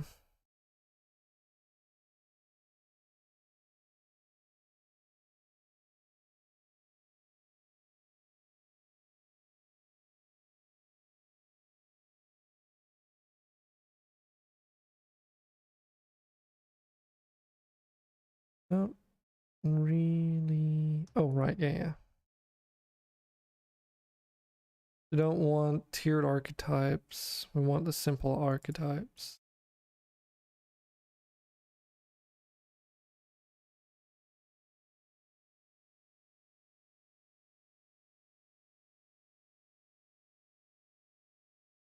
So we have 5 different archetypes we go through. Does it contain harvest type? And if it's wood or wood 1 or wood, like, yeah.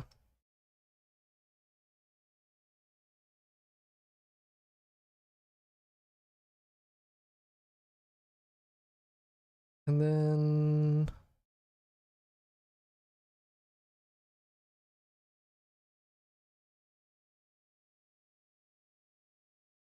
let's actually just hook it up.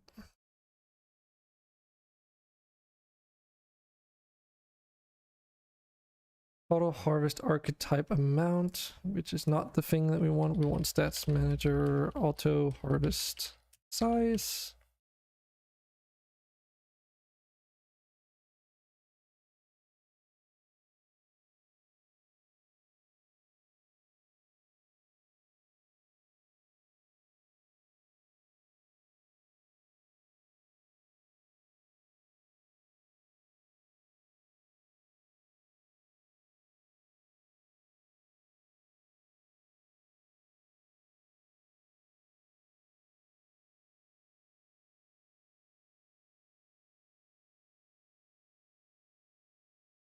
I don't even think we need this either, because we don't need the index since the size is just one variable per thing.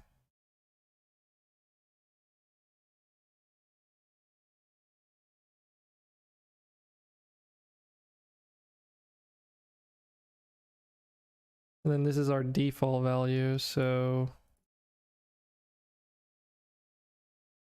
idle harvester size set.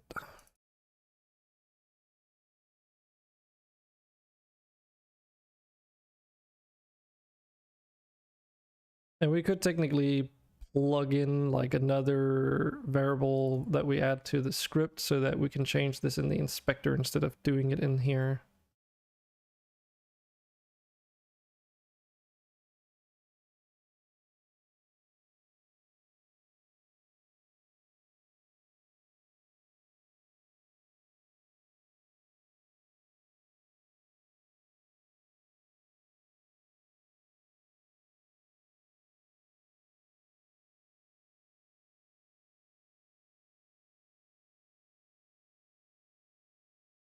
Hmm.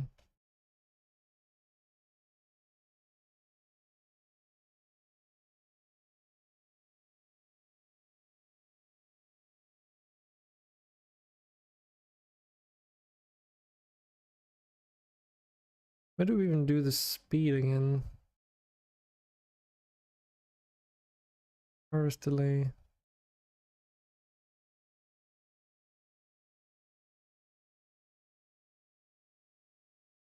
Hmm.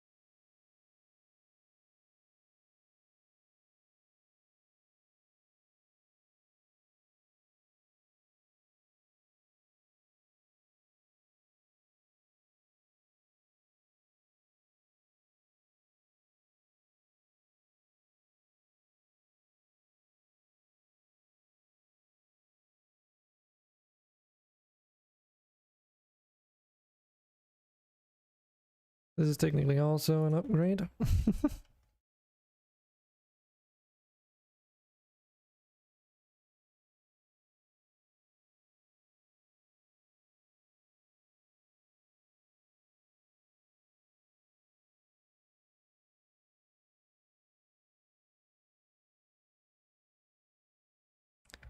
Oh wait, didn't I fuck that up then? Because these are the amount of days, that's not what they are.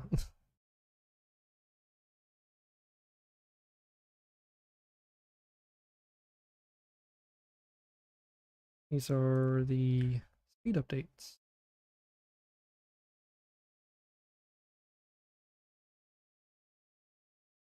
This is the amount.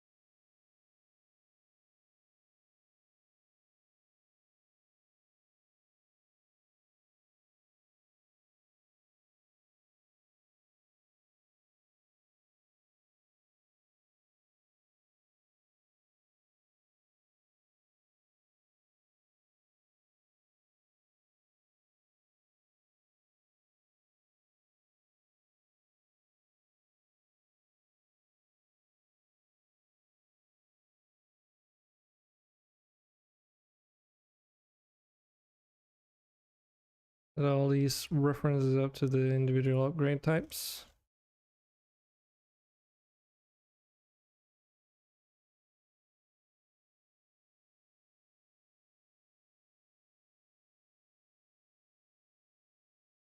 Which right now is a little bit extra work, but in the long run I can just duplicate the, like when I need to make another auto harvester upgrade, I can just duplicate one of the templates from here, and then it'll have those things, those references set already. So just because we're introducing this new like way of doing things. Cool.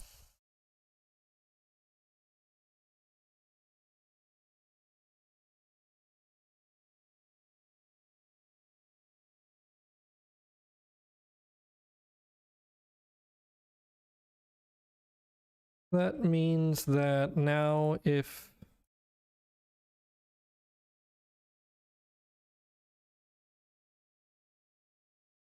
we press those update buttons, we'll trigger the actual events here that then carry out the upgrade onto the object itself. This should also mean that there's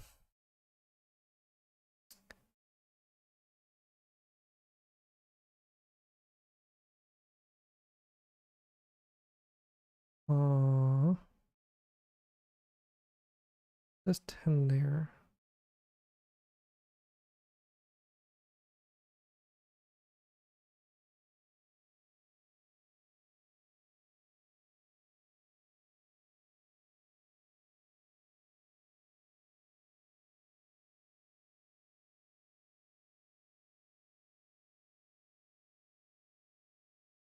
Right, because every time I update, then this is the value it...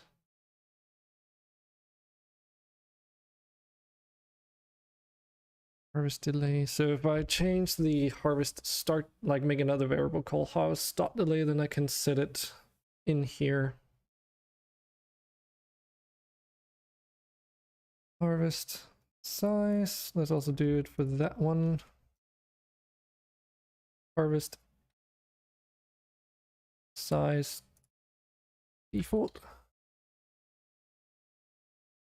or original. Let's call it default. Harvest delay default.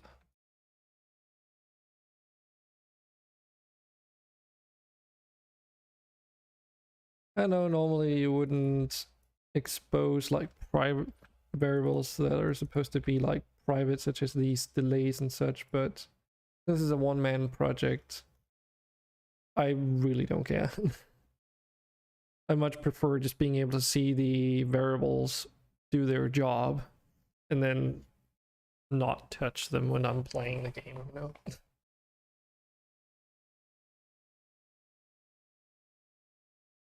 Or also have the ability to actually touch them. Anyways, harvest damage. I mean, that always starts at 1, so I don't really need an original variable there.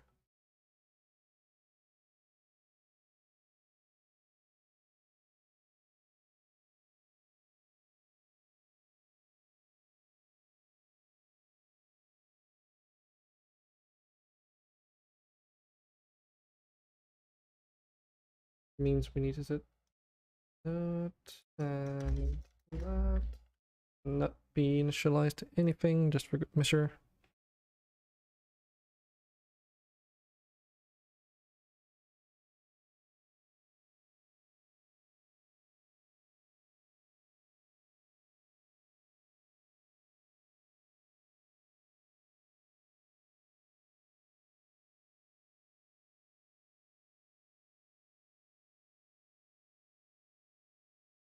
Then we need to update the unit options as per usual.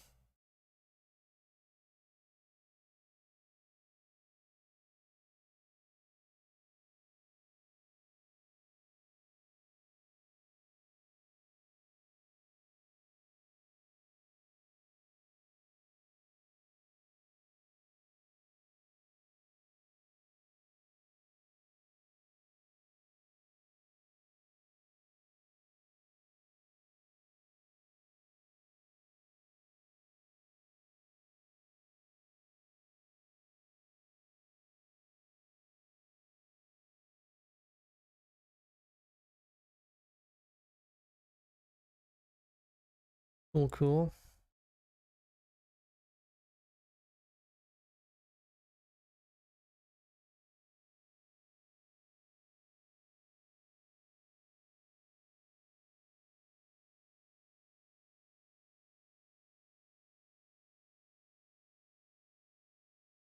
Oh yeah, also harvest damage is a list too, so it's like defining a default for that.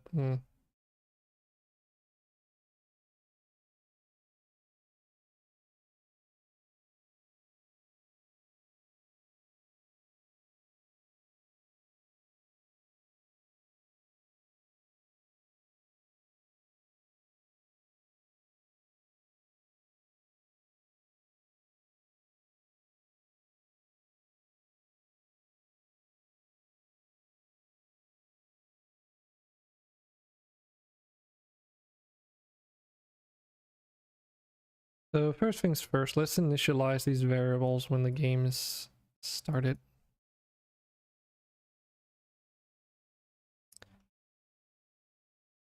So, idle harvester default.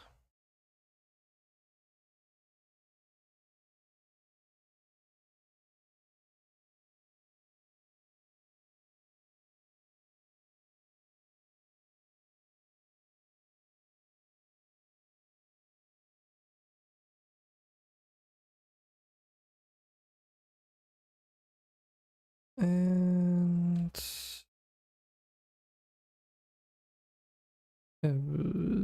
delay. That's the one.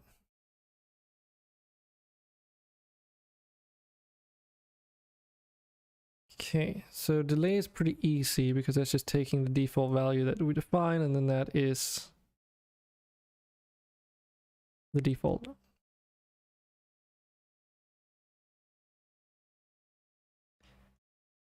For size, on the other hand, well, that can be done in multiple ways.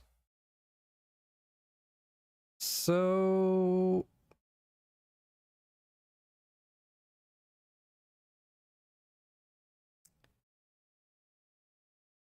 it's always going to be a sphere, meaning that the X, Y, and Z scale is always going to be harmonious.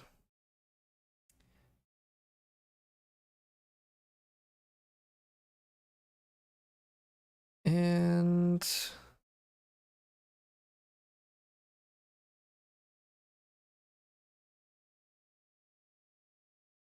when we start the game, well, I guess its size is, 1 is the default, so.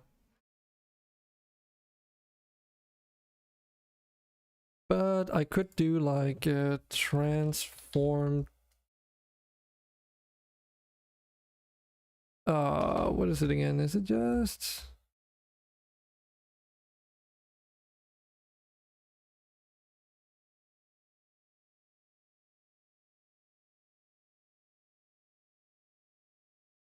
Because it's like transform scale, right?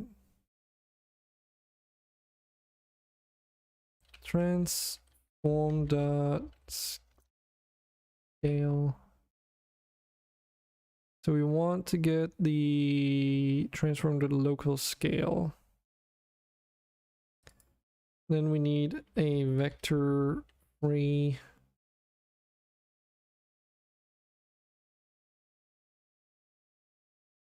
And then we can do a XYZ gets.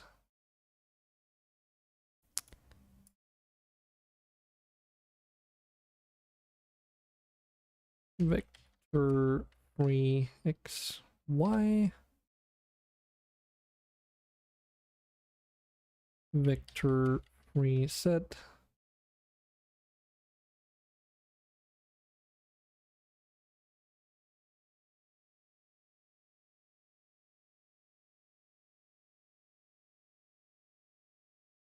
Transform local scale set.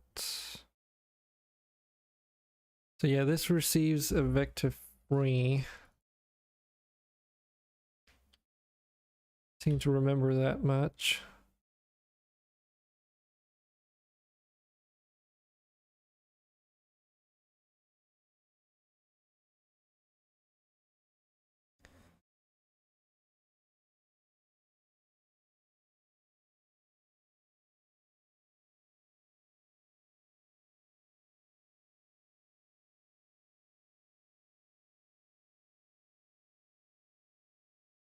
But technically just need one of the variables in this case. And we can set that as the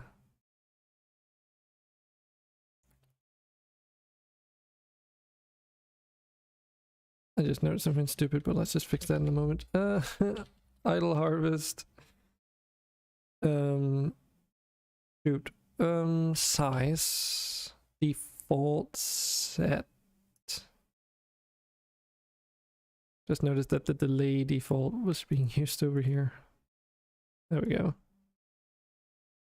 Instead of getting the harvest size default, we're instead going to be setting the default based off of what the scale of the game object is on startup. The reason why I want to do it that way is so that I can just simply rescale the size of the individual harvesters instead of doing it on a value basis, which means if I simply move the game objects around in scene view, when I'm not playing the game, I can test out the default sizes and see it visually firsthand. And when whatever changes I make are going to be applied to the default size. So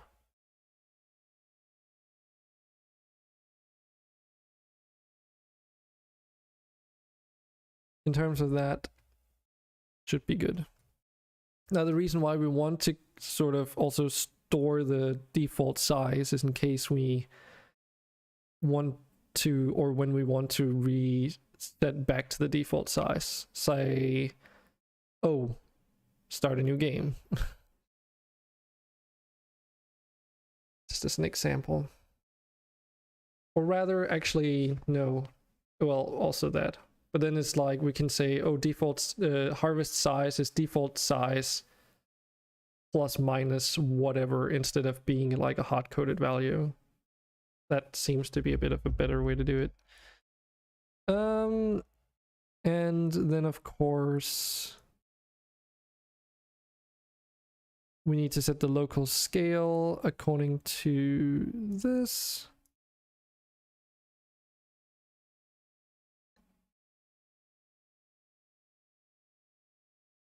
And then its XYZ value is gonna be just that. Actually, it could just be the value there too. Doesn't really matter, they're all the same. And then the default is just 0, 0, 0. We don't need to plug anything in there. And then we just pass it on and then set its local scale accordingly at startup. Initialize stat variables, I guess. There's also, instead of calling this number calculations, then stats management.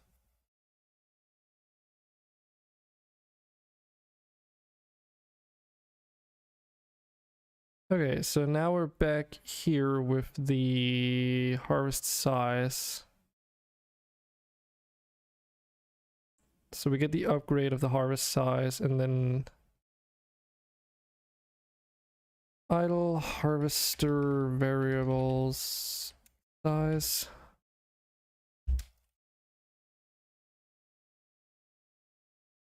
Defaults. Plug that in instead of this hard-coded value.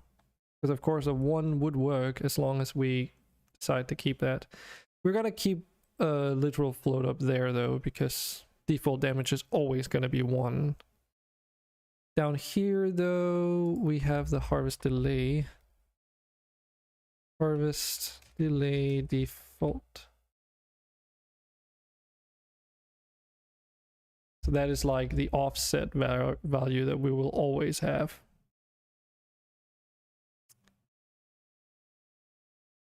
And then we set the actual harvest delay according to this calculation.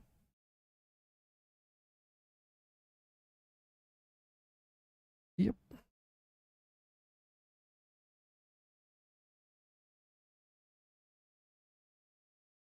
Okay, so far so good. So harvest size, we're just setting the stat right now. We're not setting the actual, like we're not doing this up here. So that should just be what we need to do here. We set a vector free to those, like the XYZ values to that, and then we transform this game object's local scale to that after we've stored it. So every time we call this event and we update both the local variable for what its size is supposed to be and then set the size. So yeah. Coolio.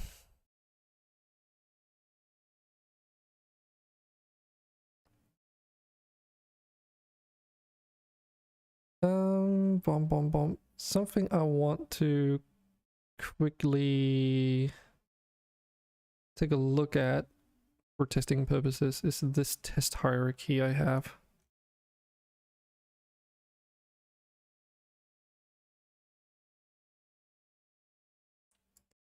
Okay, so it doesn't contain what I thought it might. Fair enough.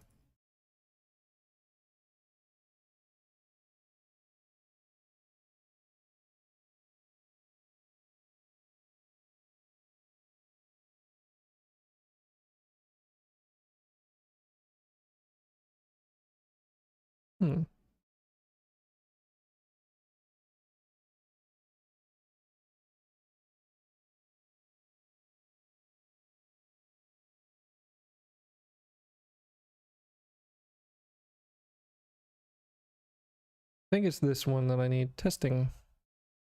Maybe? Yeah. This adds like a, this is just like a test hierarchy I have. What it does is that it adds a bunch of test objects into this. I can also add in a generate building and a processing building for testing here. Well, the question is, right now it's in that level. I think I might be able to just get away with just pulling it out.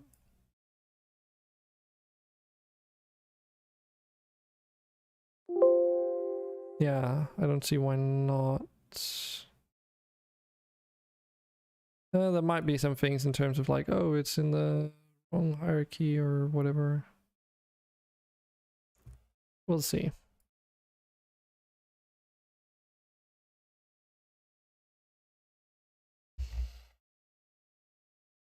Oh, yeah.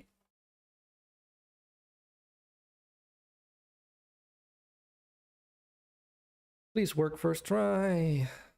We like it when it works first try. Oh. I was like, yeah. I can press play, right?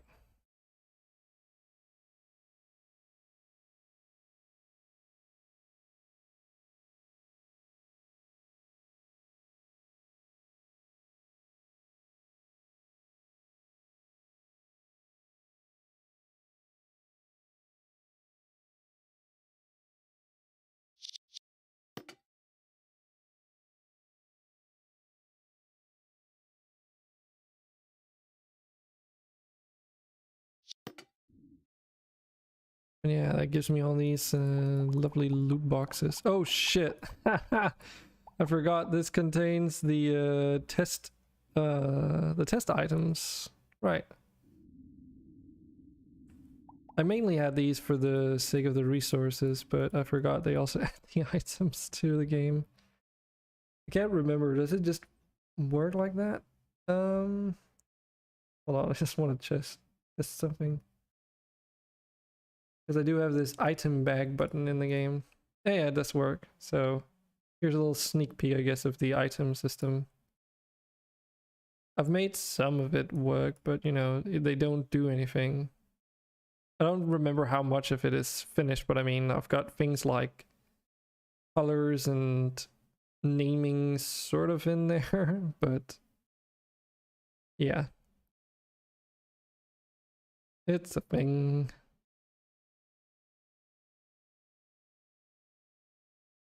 that exists.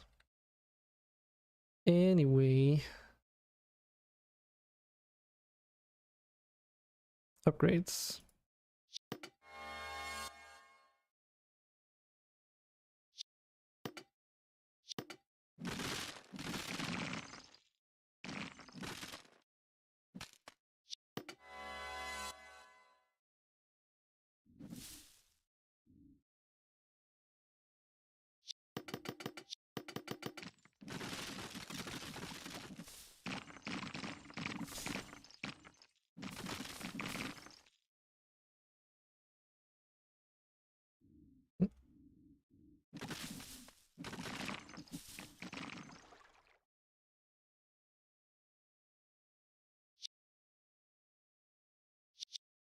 Let's see here. Well, that's not good. Got something that doesn't work anymore.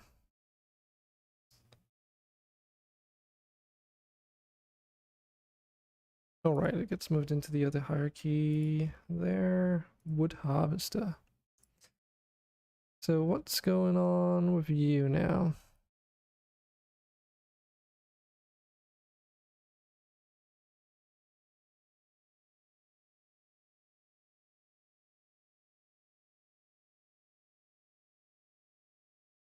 Is it because I'm not initializing the damage? Is that what it is?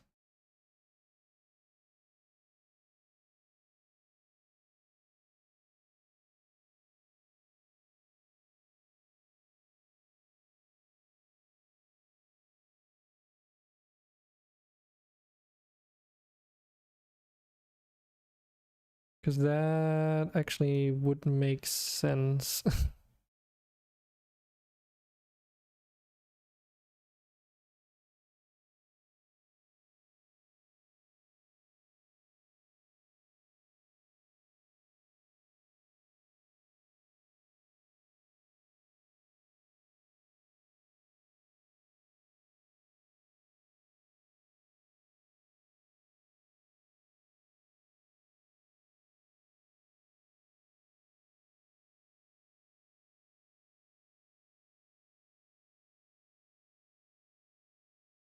Now the only question is if this will actually work or not, because if it tries to create the lists and everything before, or do all this stuff before the lists have been initialized, then that's a problem. Not a big issue. I can put in like a... Yeah, this is exactly what happens. Because the lists have not been initialized. Okay,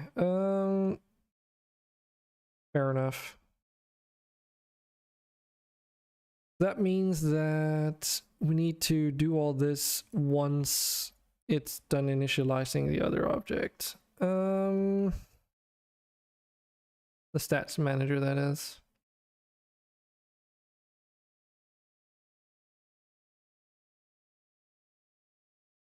Well, we can do that fairly easily, I'd imagine.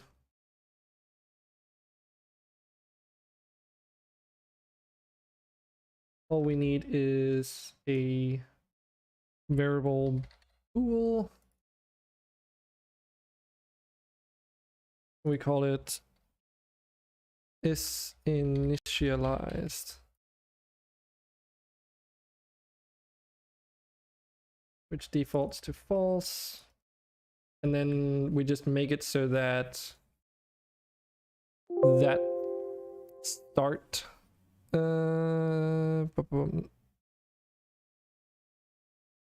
yeah, that start event becomes like a coroutine, because that means we can use wait units, and then we can simply wait until this particular bool is equals to true.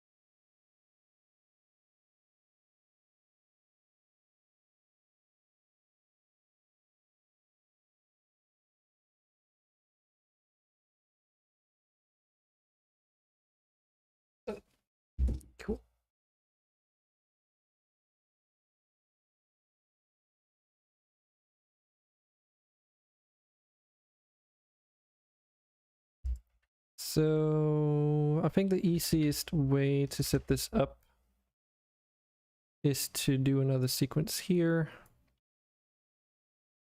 So first we go through the sequence that we want to be able to extend for every time we need to add more stuff.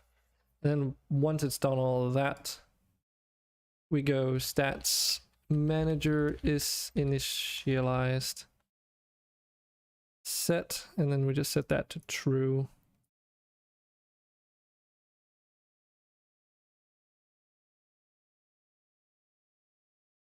That means we can now go back to the harvester here and then do idle harvester stats manager, because we do have a reference to it. Then we do stats manager is initialized get, and then we need a wait.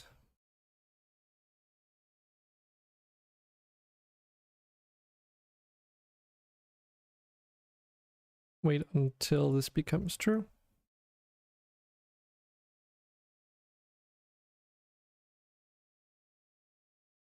Okay, let's do a coroutine. There we go.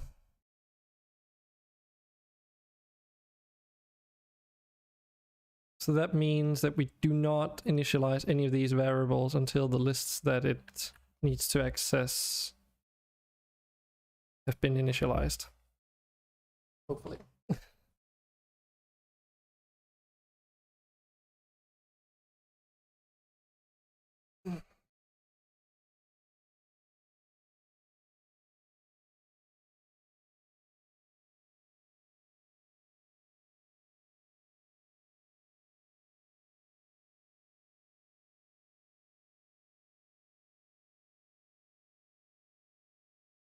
Well, no errors, so that's a good sign. And it's not like, you know, it completely breaks the game when it starts up. Always going to be slower in the editor for obvious reasons, but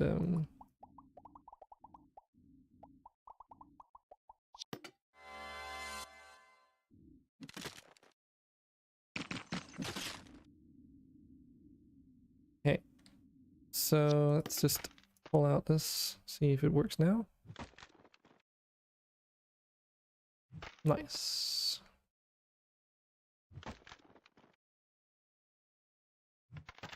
It just works.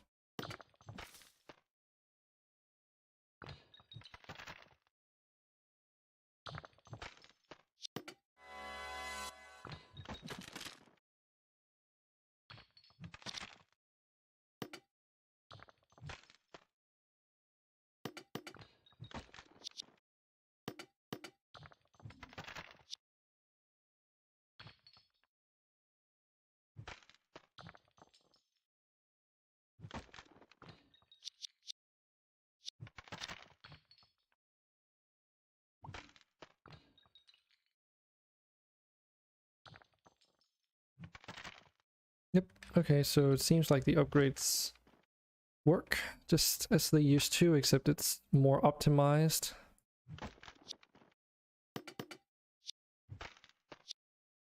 It still says speed though. Oh yeah. That's true, we did the size, didn't we?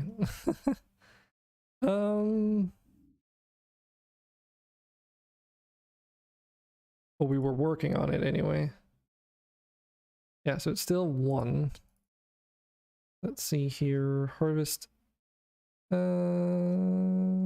Set.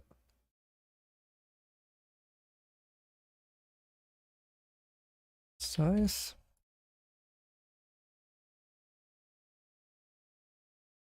What harvest size get?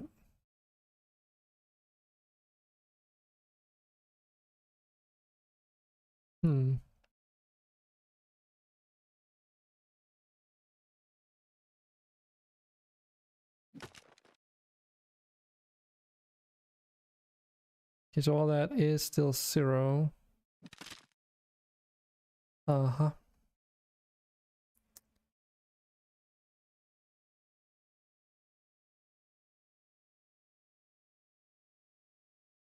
Oh.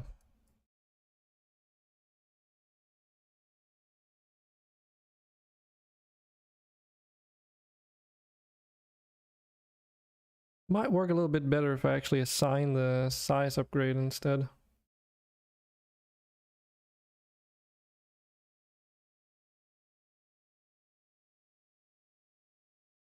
That is still the speed upgrade.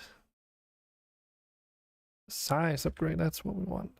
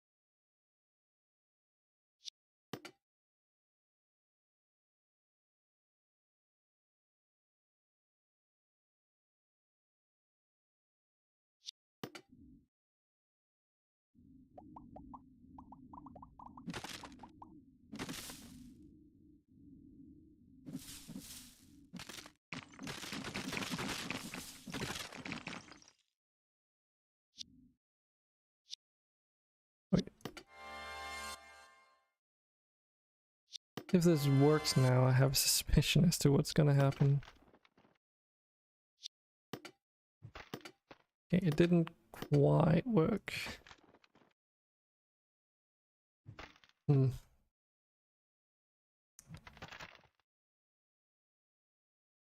Okie dokie. Size is still set to 1 there. What about the stats manager? Still set to 0.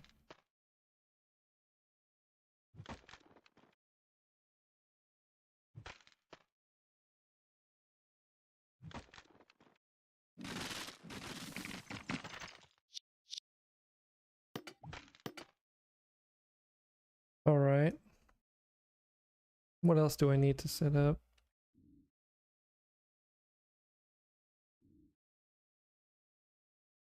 Sugar update, blah blah blah, wood harvester, yeah.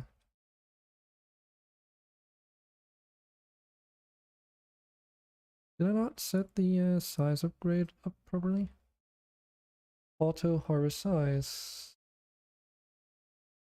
Oh. Must be in the stats manager then.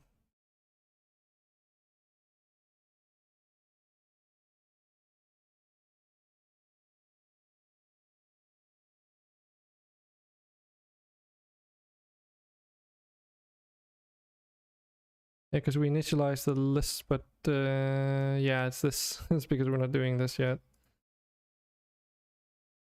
That's manager harvest size.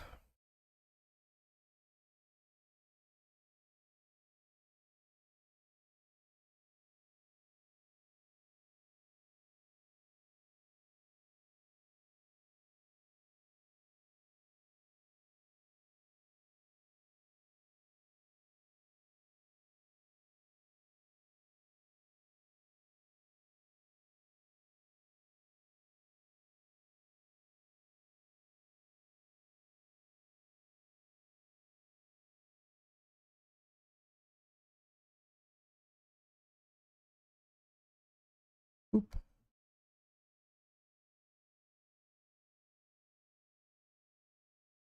Okay, now we should at least be incrementing the upgrades. We're not interpolating the upgrades yet though, so it's just taking the upgrade value as a flat thing and just adding it to the size, which means every time you upgrade it, it's like, yeah, already the first upgrade should technically double the size. So like 4 upgrades in is already going to cover like half the level or something.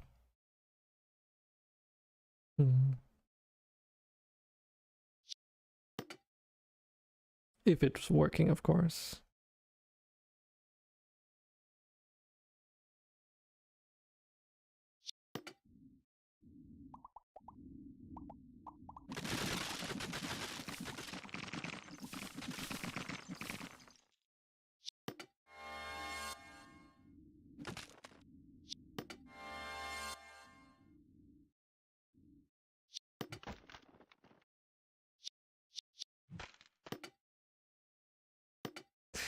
So I can see like a slight problem with this approach. Yep.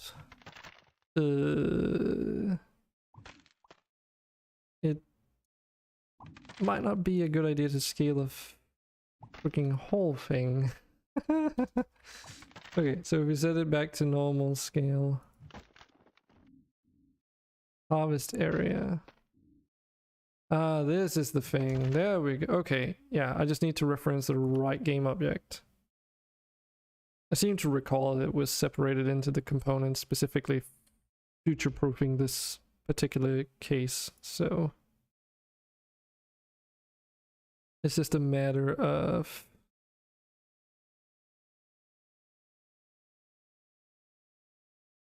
having a reference to the harvest area, which I already do, so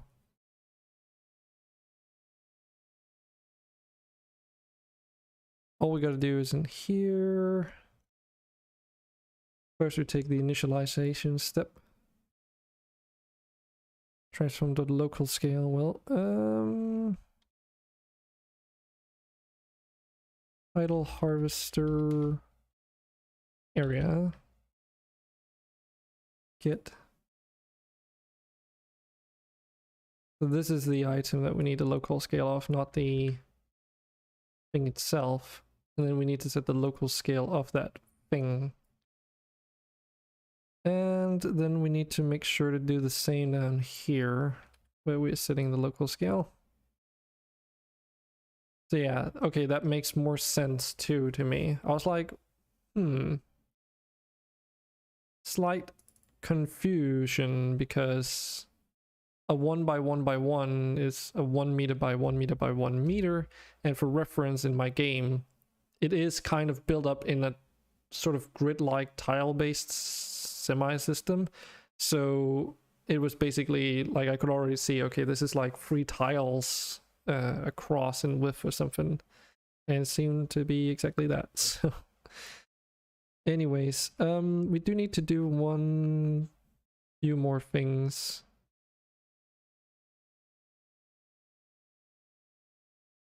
So we get the harvest size here, and then we want to multiply this.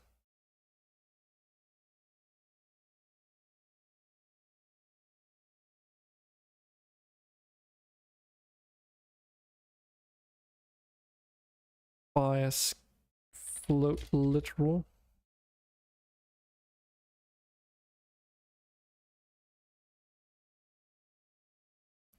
So it's like, how much do we want to size it up by, right? So if we want to size it up by 0.3 per upgrade, just like with the speed for now.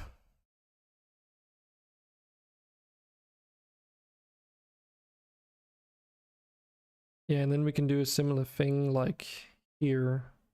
Actually, I should just copy this whole fucking thing.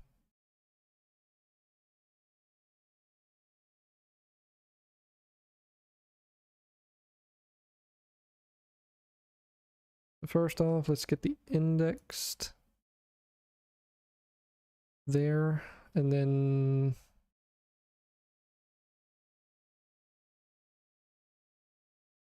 this is the multiplication step.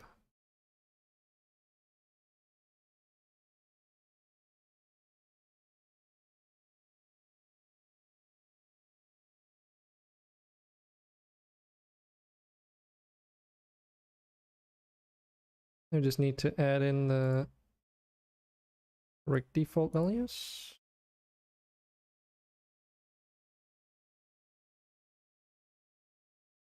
And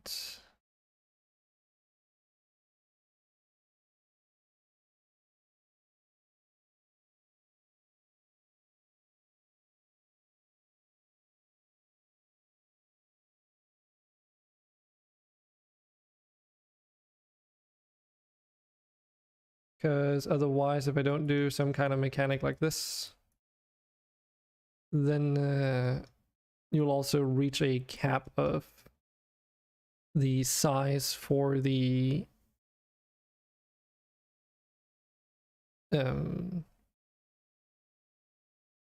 yeah, the circle. I don't know how big the max should be, but we can try and set it to 5. Like right now it's starting at 3, which is maybe a little bit much.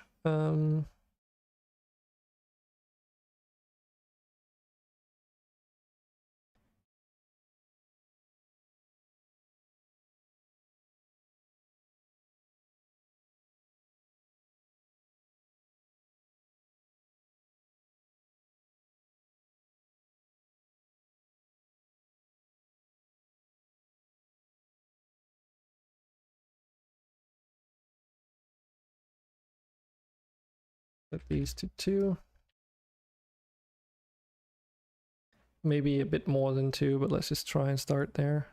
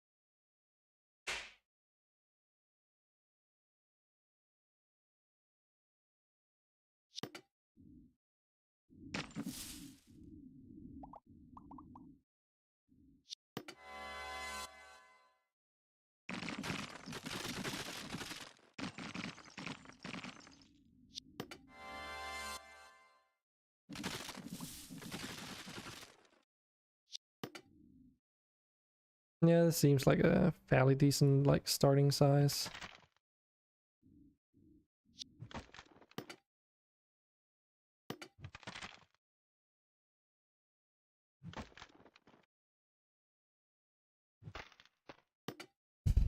This keeps getting smaller and smaller. What?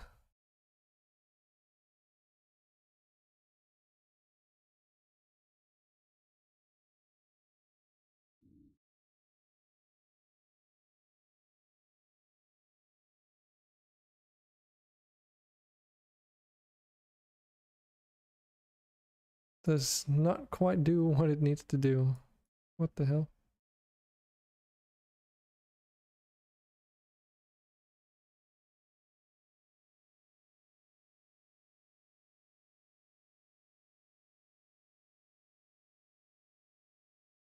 Is it because...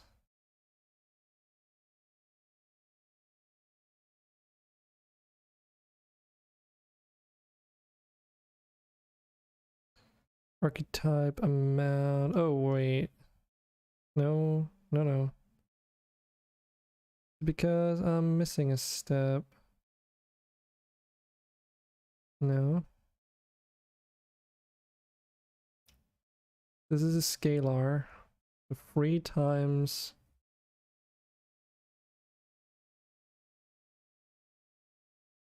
Oh, right.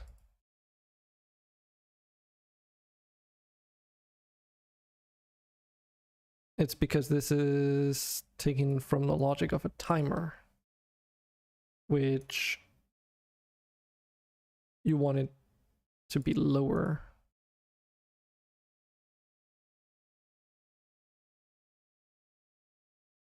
So I was just subtracting a size instead of adding it. Bar size default minus whatever this is. So yeah, I just need to reverse that logic.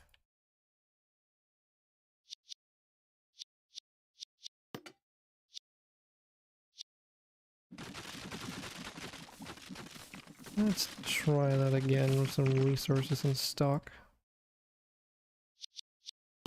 That's more like it. There we go. Cool.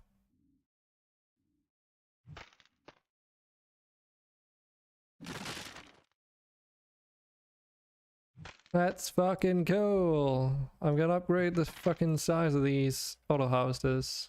Awesome. And the icons and the timer and everything stays the same position and everything.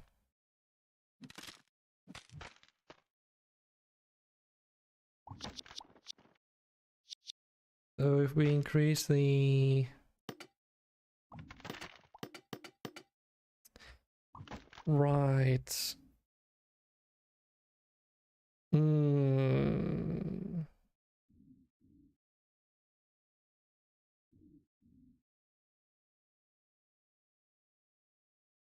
Yeah. Okay.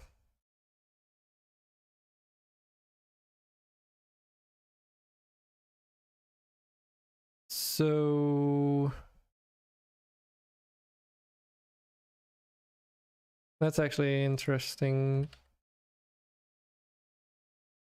So right now it's, I need to do this because every time I upgrade the amount, I would also need to update the like reapply the size calculations and everything because they're dependent on that other upgrade. So I can just use the same event to trigger those changes as well, which is fine because it doesn't matter how many events I add in there because only one of every event can be called at a time. It just means that if you call the event for upgrading the amount, then it also needs to call the event for updating the size. Okay. That might have been something I wouldn't have thought about if I didn't see the visual changes of the size.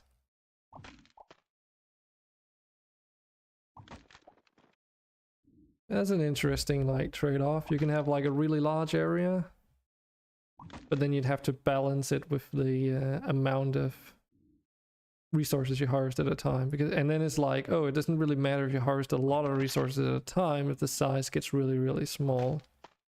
The only unfortunate thing of this is that it's a bit punishing, I guess, because it's like you can't undo your upgrades. That's something I'll have to think about. But I can technically use this to like harvest areas at a time too. And then if you don't want to hold down the mouse button, you can just like click the icon because then it follows. You can use this as an AoE harvester too. I didn't even contemplate that. Yeah, you can both place it somewhere and then do things manually, or you can also just use this to harvest large swaths of resources. The interesting trade-off, I guess, is that it only, harvests the types of resources that it can, which for the forester, of course, is all the wood types. Whereas your regular clicks can harvest every kind of resource. That's an interesting, like, side effect of these mechanics, I guess. I at least think it's pretty cool.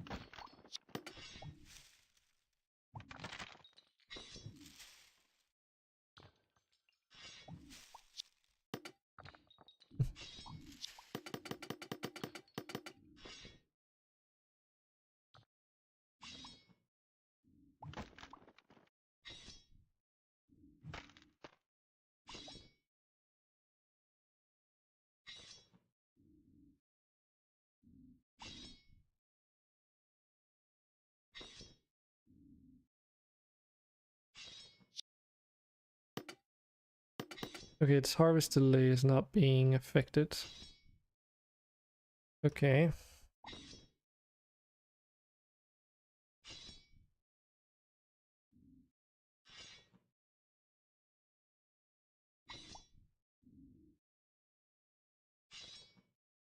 Oh, it's because going through the wrong list.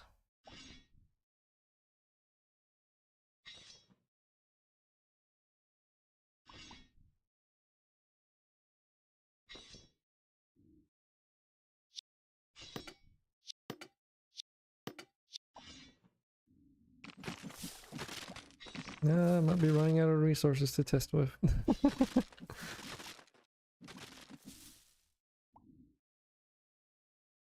Just need enough for one more upgrade, please.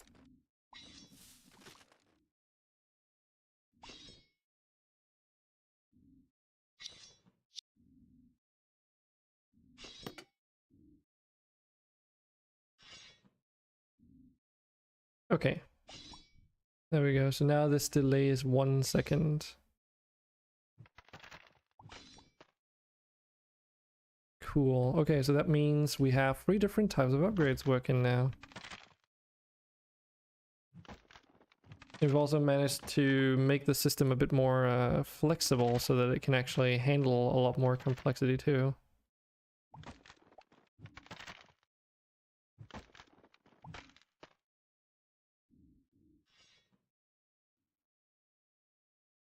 Awesome.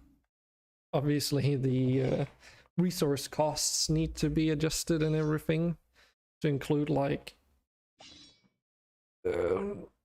some of the resources that are not implemented and such. Ooh, but this is a pretty good milestone already. Just a bit of a stretch, I guess.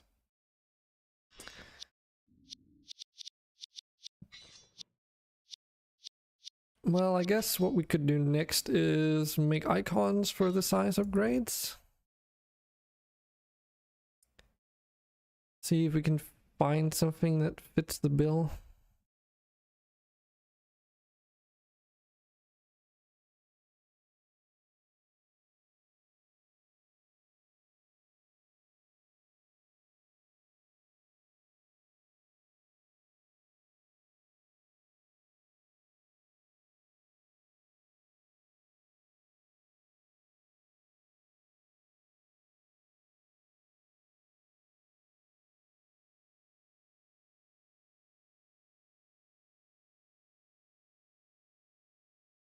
Open recent.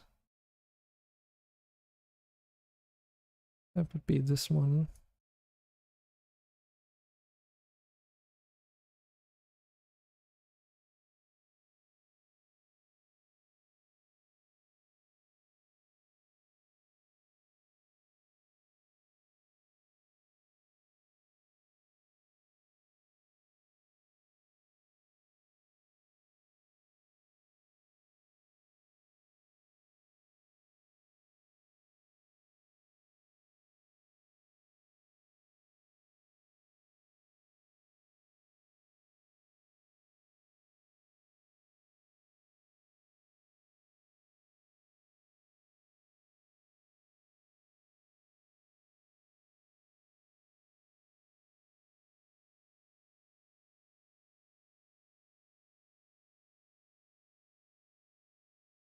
Dump.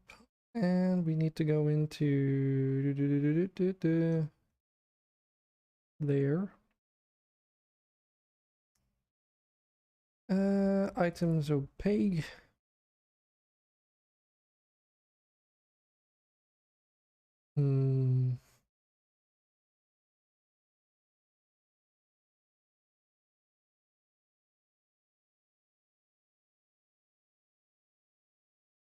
We need to find an icon for size.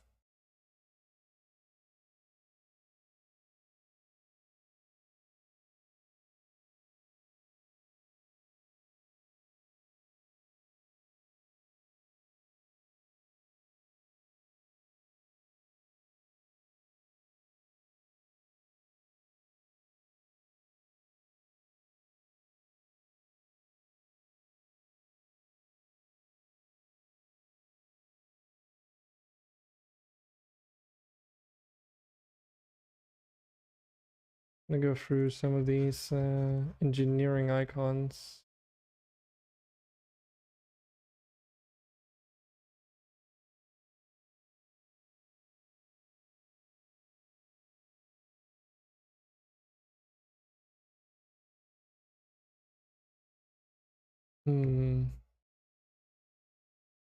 What about magical? Because I have all these orbs in here. And technically, you know, in game, the thingies are represented by a sphere, so could do like one of these magical orbs.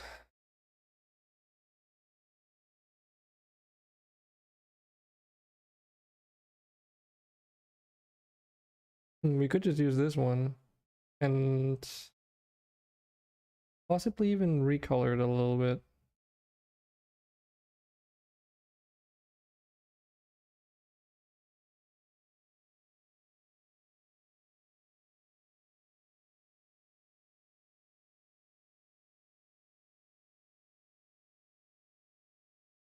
That would be this one.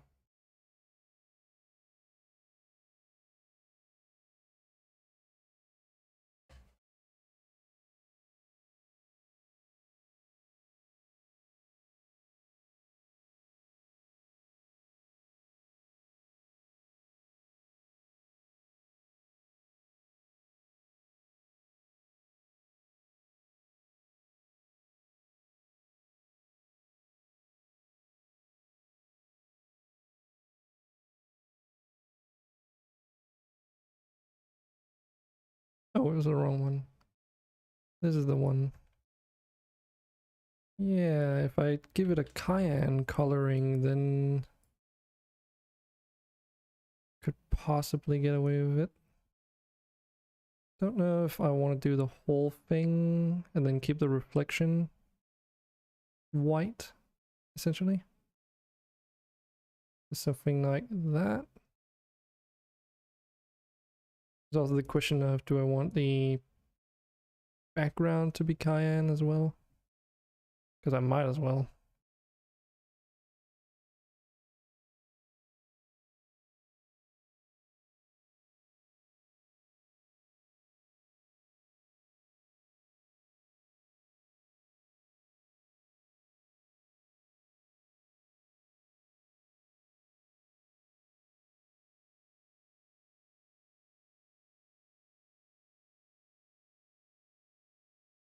Okay, let's keep that sort of highlight in white. Alternatively, I could also use like this orb instead.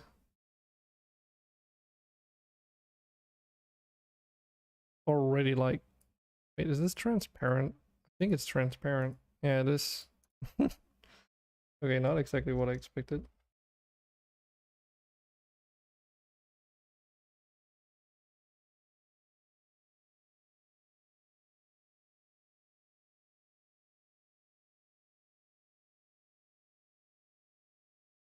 The only thing that kind of bothers me is that highlight.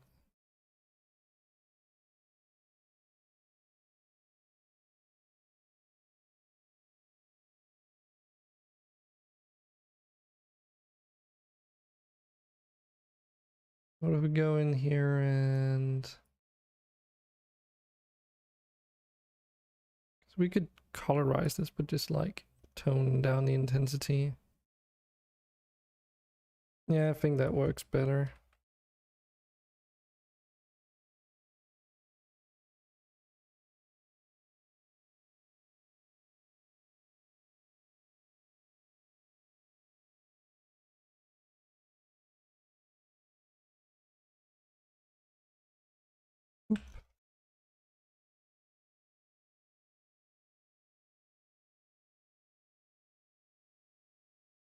This is size.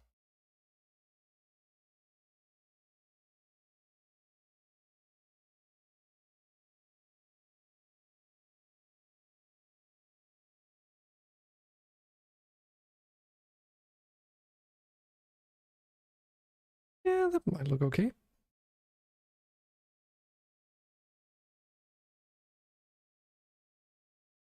Export. Need that other folder. Change you to PNG. Commit paste all that. General wood auto harvesting size.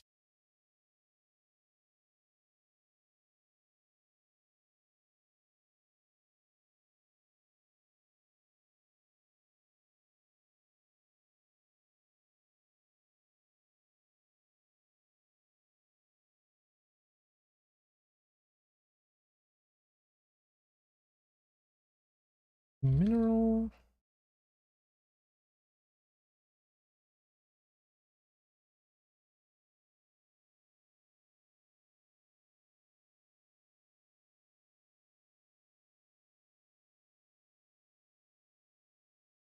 Herb.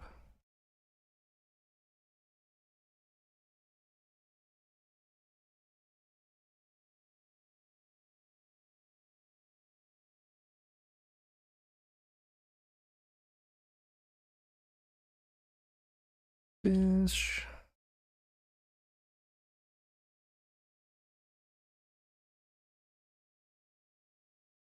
And finally, the Monster Hunter. Just denoted here as 3. Nope. Here I'm calling it Monster. Okay.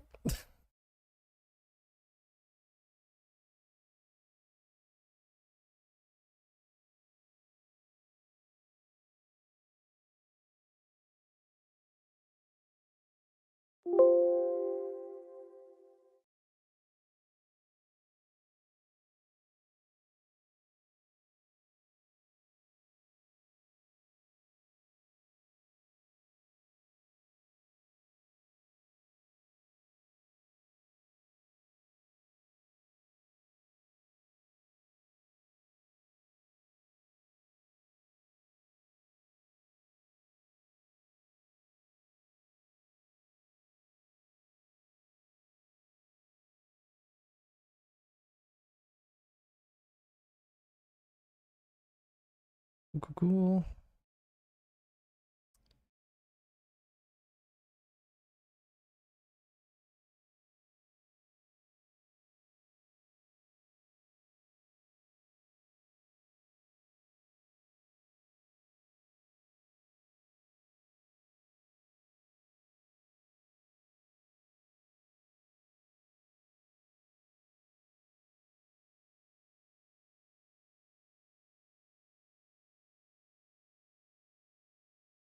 This one.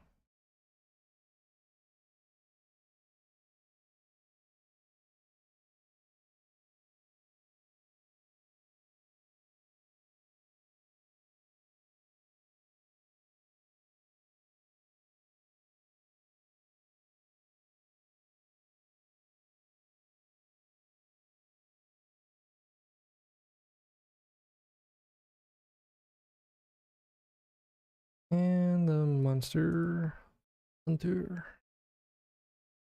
Cool. First are good. Next up, we need to make the scriptable game objects. Going along with these.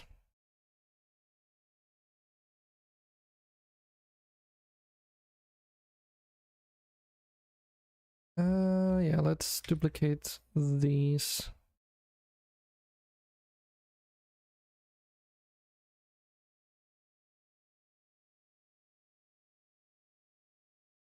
Size upgrade.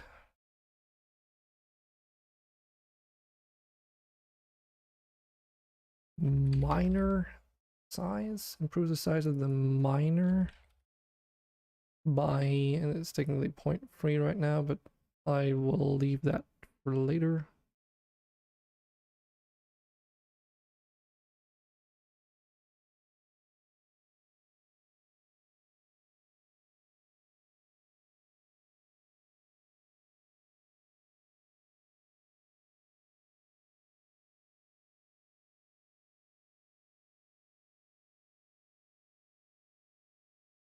Make it the same for the herbalist.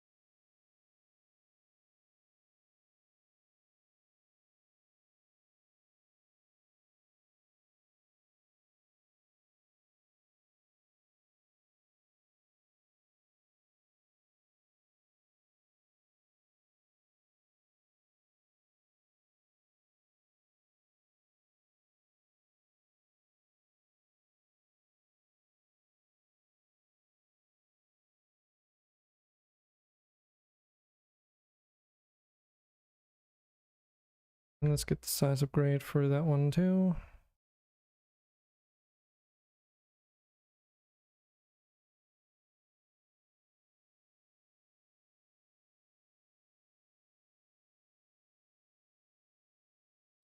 What's the definition of this? This is the Monster Hunter. Monster Hunter. Monster Hunter size.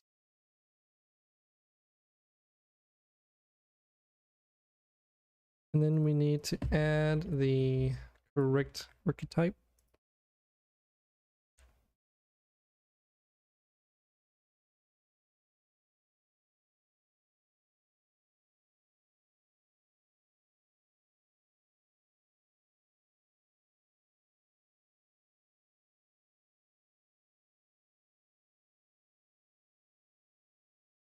All that's looking good. That just leaves us having to put in the upgrades in the right spots. So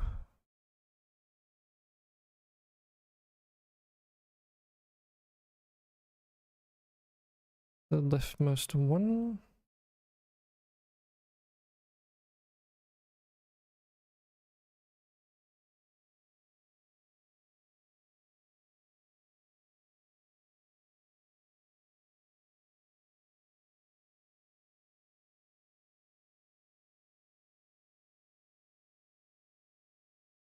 Okay, so far so good.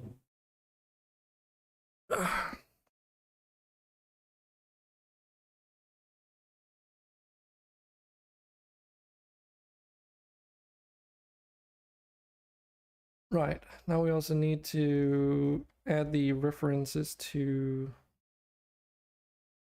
the auto harvesters themselves.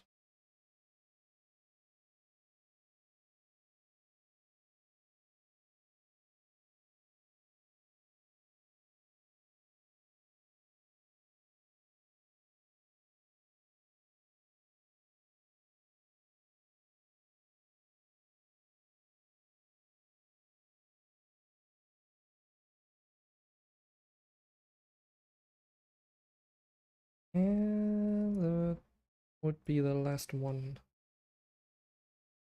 So, if we start up the game now, we should have all those upgrades available to us, of course, but most importantly, they should actually work. And not just like show the correct information and icons and everything, but also apply to the respective harvesters.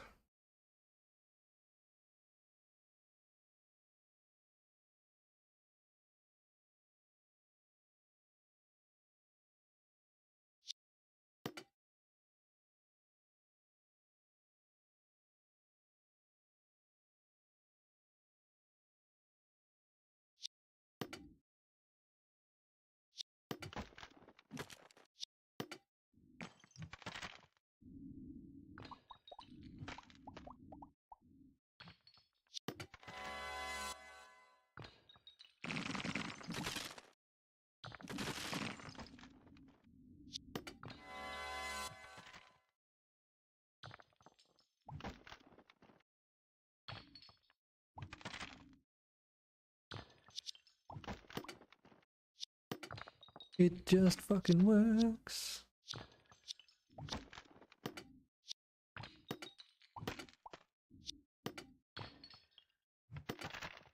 Maybe it doesn't just fucking work. Hold on, there's something I'm missing.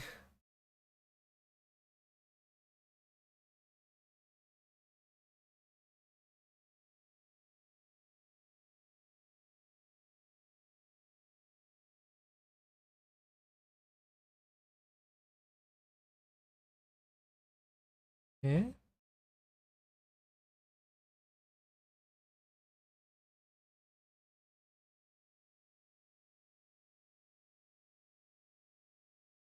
Okay, I should probably not just have stopped pressing play. Should check the console, see if anything was working or going wrong, I mean. because when I was upgrading that, it should have decreased the size of the miner's range, but it did not.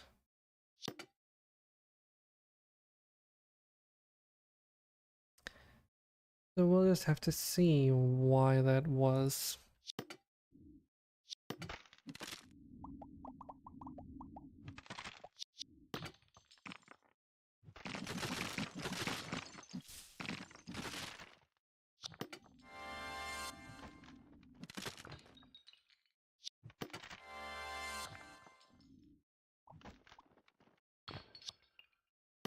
That increases the range. But this does not decrease. Ah. What about an herbalist? Does that one work? No, that one doesn't do it either.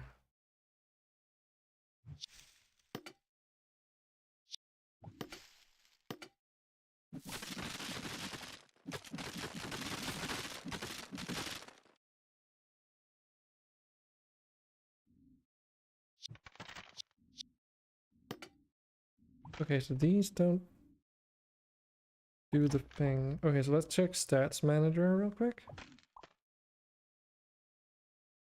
Okay, so it's setting the size in here correctly.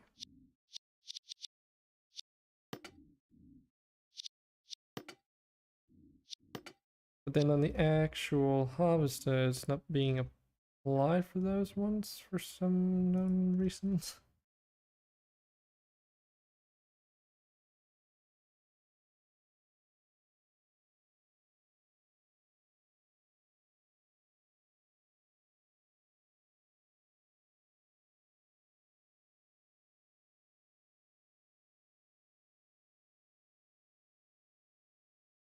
Hmm.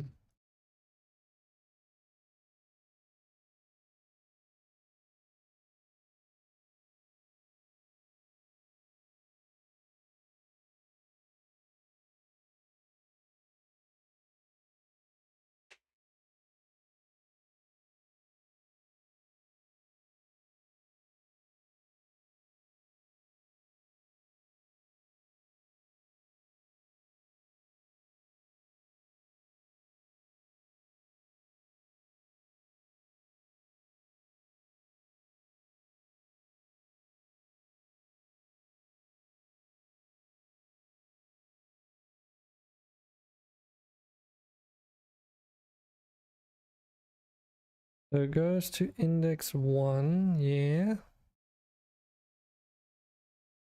Gets the harvest size, which is 1. But then when it gets auto harvest archetypes amount, that's 0. Why would that be 0 though? Oh shit. Right. That's true, because that's... Ah, I see.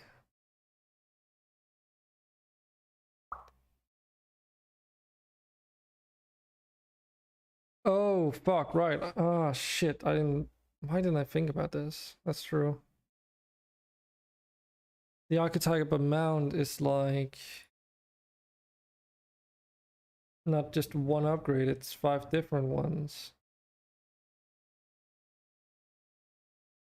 So of course it doesn't work this way. Unless... So how would one deal with this conundrum? Because we have 5 harvest amount upgrades per thing, like for the wood harvester, for instance. And let's say they're all level 5, just for a matter of example, meaning that your 1 to 5 resources would be harvested, you know, 5 extra resources per resource source. Wait a minute. Wait just a minute. You're a fucking nerd. Hi, Toto. You're a fucking nerd. No one likes you. No one likes you. Yeah, wait just a minute. You can keep that. Hope you're doing well. I just realized something that won't really work so well. My initial idea was that whenever you upgraded the amount that you would harvest with the auto harvesters, it would decrease the range and speed of them, so that there would be like infinite reasons to keep upgrading these instead of eventually having a cutoff point where they no longer do anything. So that these upgrades actually carry out for the entirety of you playing the game. The issue is that there's 5 tiers of resources, meaning that there's 5 different upgrades that affect the amount for every single of those harvesters, but there's not a speed or a size upgrade for each because, well, there's only one harvester. So what I could do is say like, oh, I take account for the level of all 5 of those upgrades, which could work, and then add them together and multiply that by a factor instead, and then just keep the factor low, just to balance it out. I could do that, and I think that's the only way that I would be able to do this in the way that I intended to, because obviously right now it's just pulling so it uses another list of 5 items in order to find the index that matches the size with the amount, but that doesn't work because the list that contains all the upgrades for the amount has 25 items in it because it takes tier into account. So that means the first 5 objects in that list are going to be tier 1 to 5 wood upgrades. Then the next 5 are the mineral and so forth. So that means that I would need to get every single upgrade from that list, this upgrade types, that contains the keyword mineral in this case, and then add them together, basically. So we need to change how this is calculated a bit.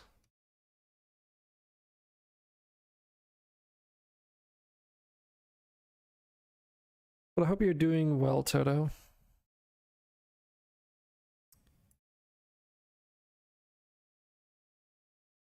Okay.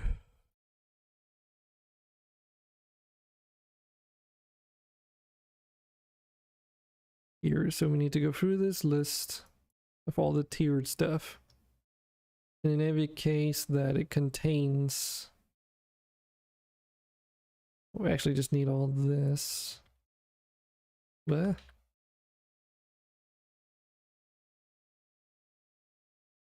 In case it contains the keyword that we're looking for.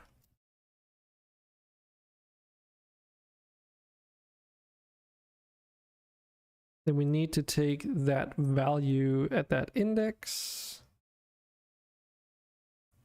from this list. We just plug that index in over there.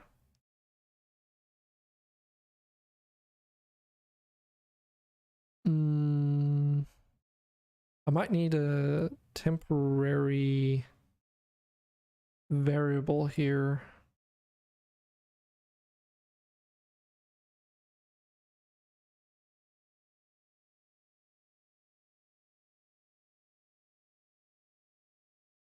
So let's do this, because otherwise, long term, this is going to be really, really annoying to try and manage. If I do like this, I can just add any extra code I want to add on to this flow here.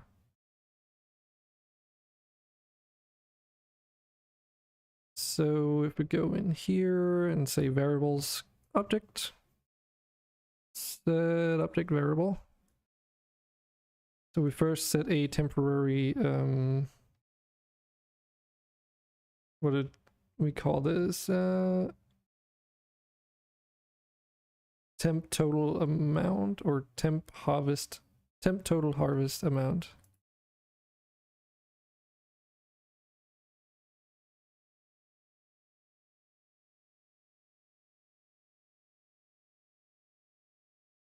And then we just set that to a literal float, which is float literal, just to initialize it here.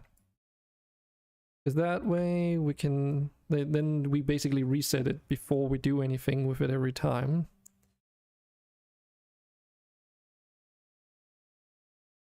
Then we go in here, get our variable again, get temp total harvested amount.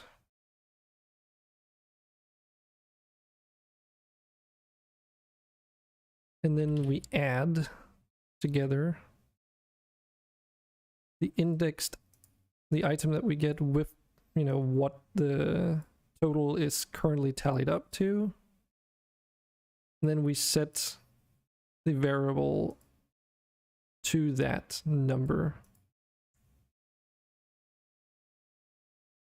That means we're doing all of this instead of getting that when we're multiplying, then we just take the temporary value instead.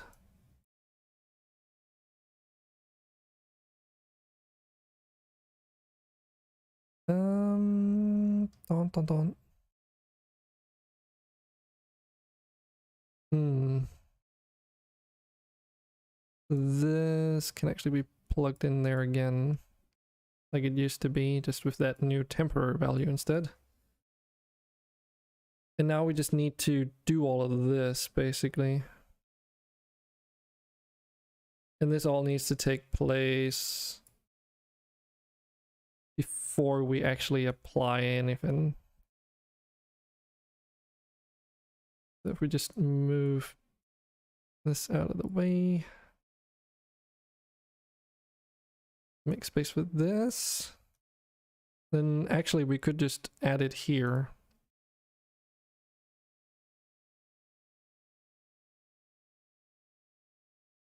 Like this. Just push it together a little bit just to save space.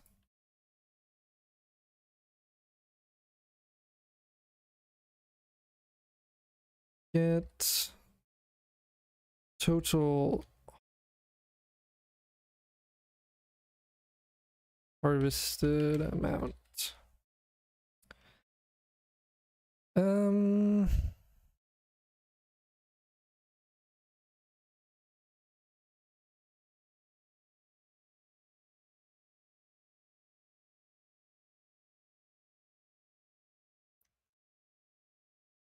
Not harvested, just harvest. Harvest amount.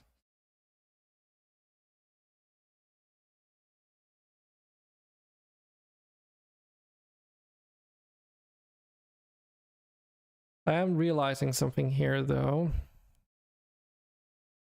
because this is not the only place that we need to do this.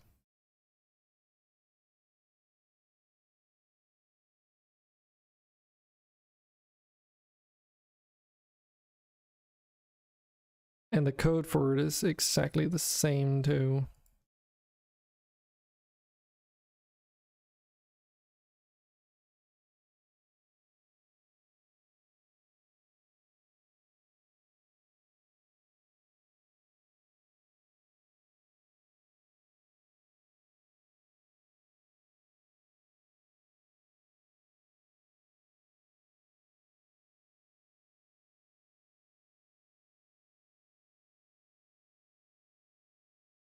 Down there.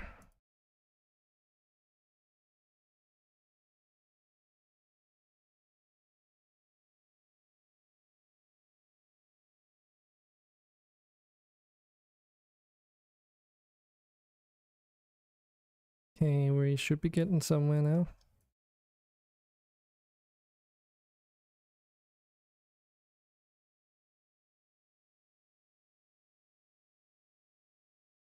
And then here, instead of getting that list item, we just use the same number because it's the same, well, it's supposed to be the same number.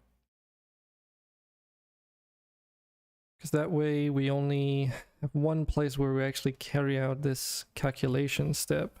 And then we just call that both cases. And I could put these into super units so that I can organize all these sequence steps a bit more neatly. But it's not really that necessary.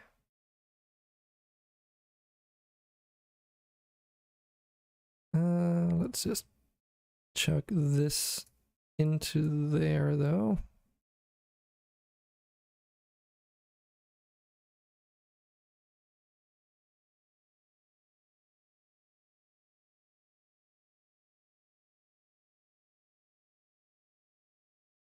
Okay. This has all been consolidated a little bit better now.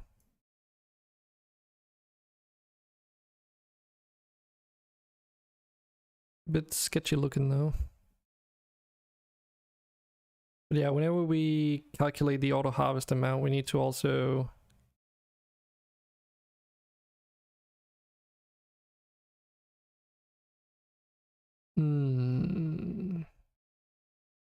okay, that's maybe a little bit unnecessary.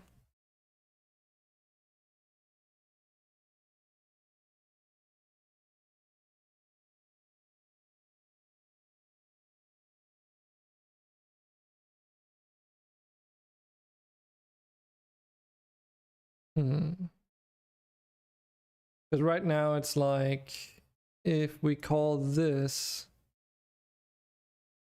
we essentially run this total harvested amount twice. Only in that case though, but it's also the most common case, I guess. There's no reason to calculate this twice though. But for these other cases, it needs to be calculated too, so... It's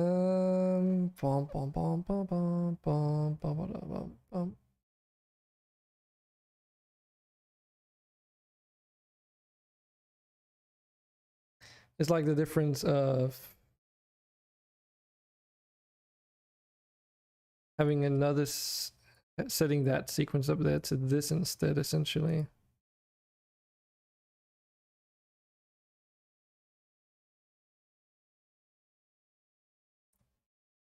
Like just doing this eliminates the problem of calculating it twice. It's just like, it looks awful.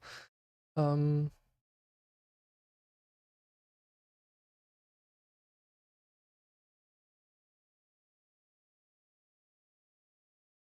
I would also need to plug that in there actually.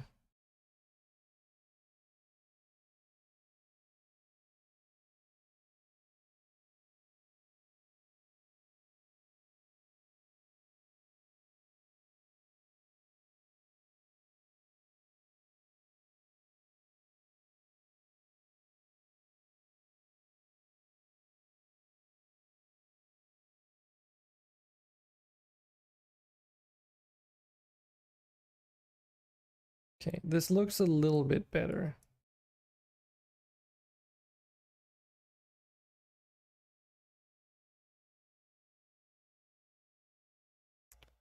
Wait for stats. Stats manager to be initialized. Just to document that. So, the game's been running this whole time, but it works now.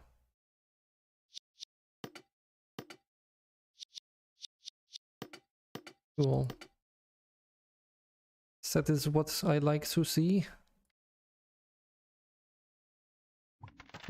That's the thing about Bolt that's really cool, like just being able to edit the code while the game is running. Not even have to worry about like oh shit. Okay, maybe I spoke too soon. What?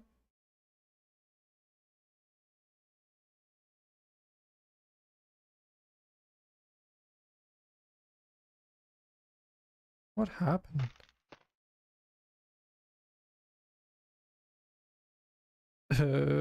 What? There's something weird going on with the collider, I guess? Or what?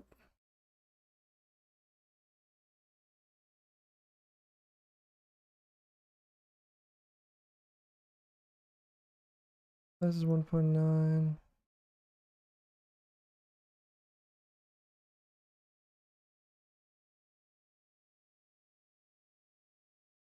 Huh?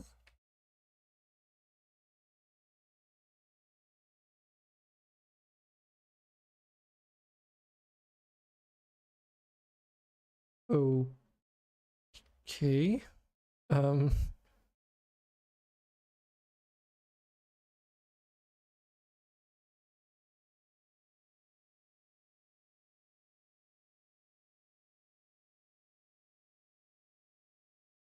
The fudge?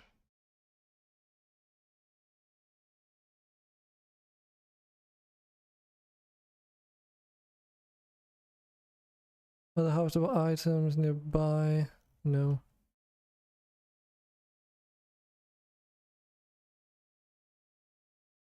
What the frick? I'm looking at the stone harvester, but area marker on, trigger enter. Eh?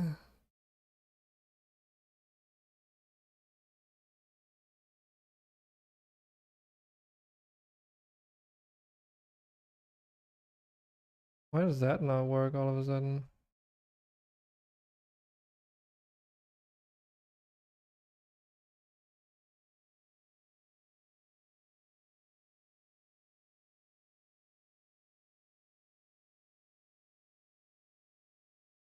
Okay. It's just like the trigger stopped working all of a sudden for some reason. The events weren't even working.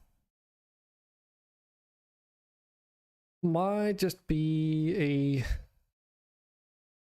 me changing too many things while the game was running, and then it got like stuck somewhere, and then yeah, couldn't just resume without a restart.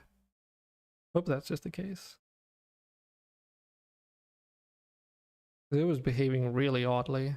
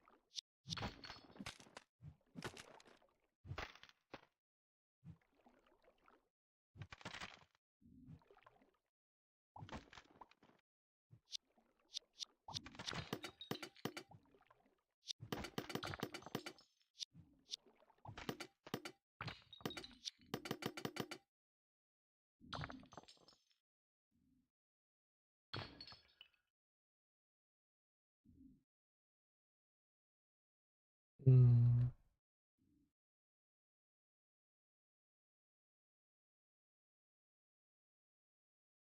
Okay, I think we need to test something real quick.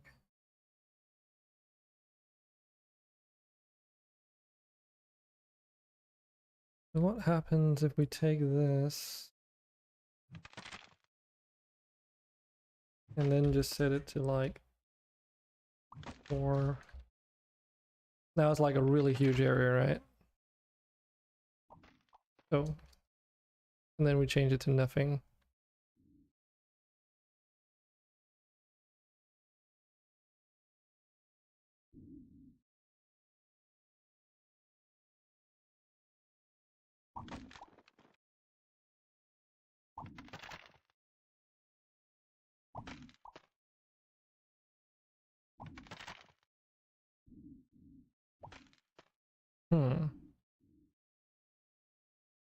That could be a problem.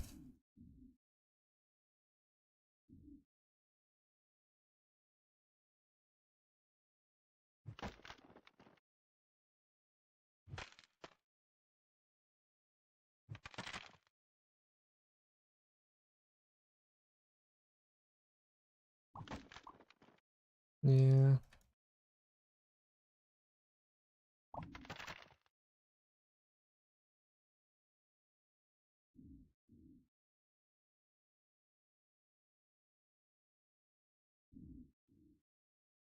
Okay, never mind. Yeah, it's just probably because it's a sphere. Yeah, it's a sphere collider, and that just scales with the object, so... Hold on, I need to just confirm this, but I'm pretty sure no matter which... Yeah, it's because it doesn't matter. Okay, so it's not as big as a problem I thought it was. Okay. I just need to make sure that if you scale the actual harvest area, that it still triggers the on trigger enter and trigger exit, but it does. And I was just a bit confused because I only scale on one axis, but then of course it's a bounding box, so if I take any of the three axes and scale it beyond a certain point, then that's, yeah. Okay. Because I needed to make sure that, say, when you have an auto harvester placed somewhere and then you upgrade it and then it changes its size, that it doesn't break, basically, right? You don't want it to break simply because you upgrade something.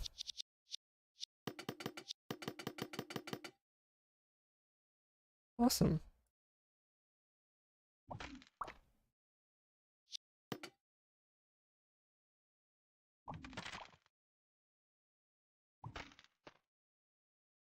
I really like the side effect that because I made it like snap to your mouse until you click again. You can also use that to like just hoover around like the entire place and harvest everything as such in bulk. That's like one of those things, like, again, I have implemented an auto clicker in the game, but that's more of an accessibility feature for people who might want it, but also for testing purposes for myself. So it's not like sort of the intended or designed way to play. It's just an option, but rather like upgrades that we're like the ones that we're currently implemented. That's sort of the intended way to play, if you will.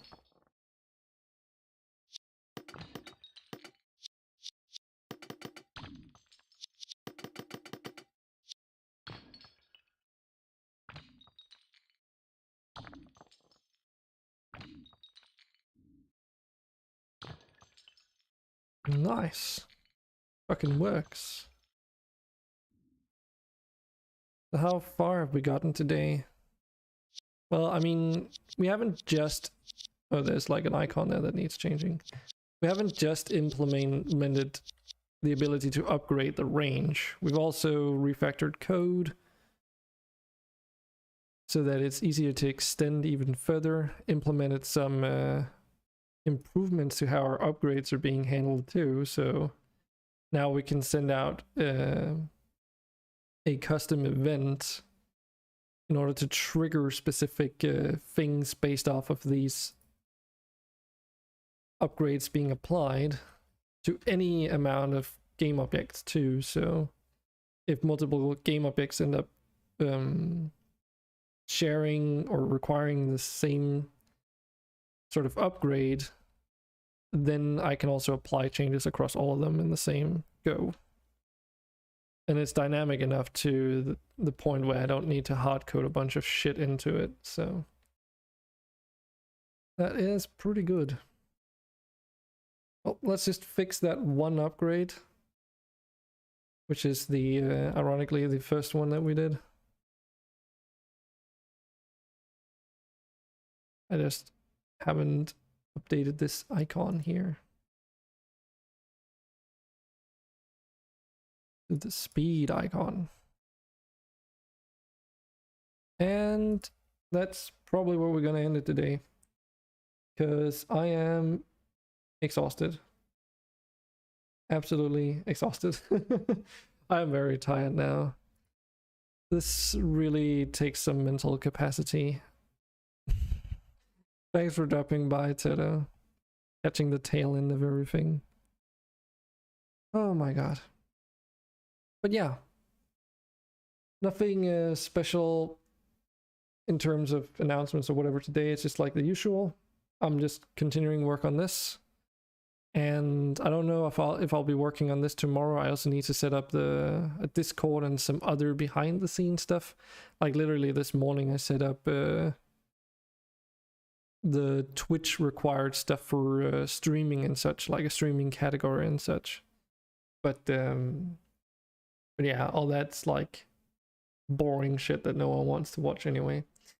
So if I need to do stuff like that, then I won't be streaming it for obvious reasons. But yeah, that's pretty much it today. Thanks for dropping by, Toto, and anyone else who might have been listening in. I will get back to you the next time and hope to see you there. Until then, have a good rest of your day and bye for now.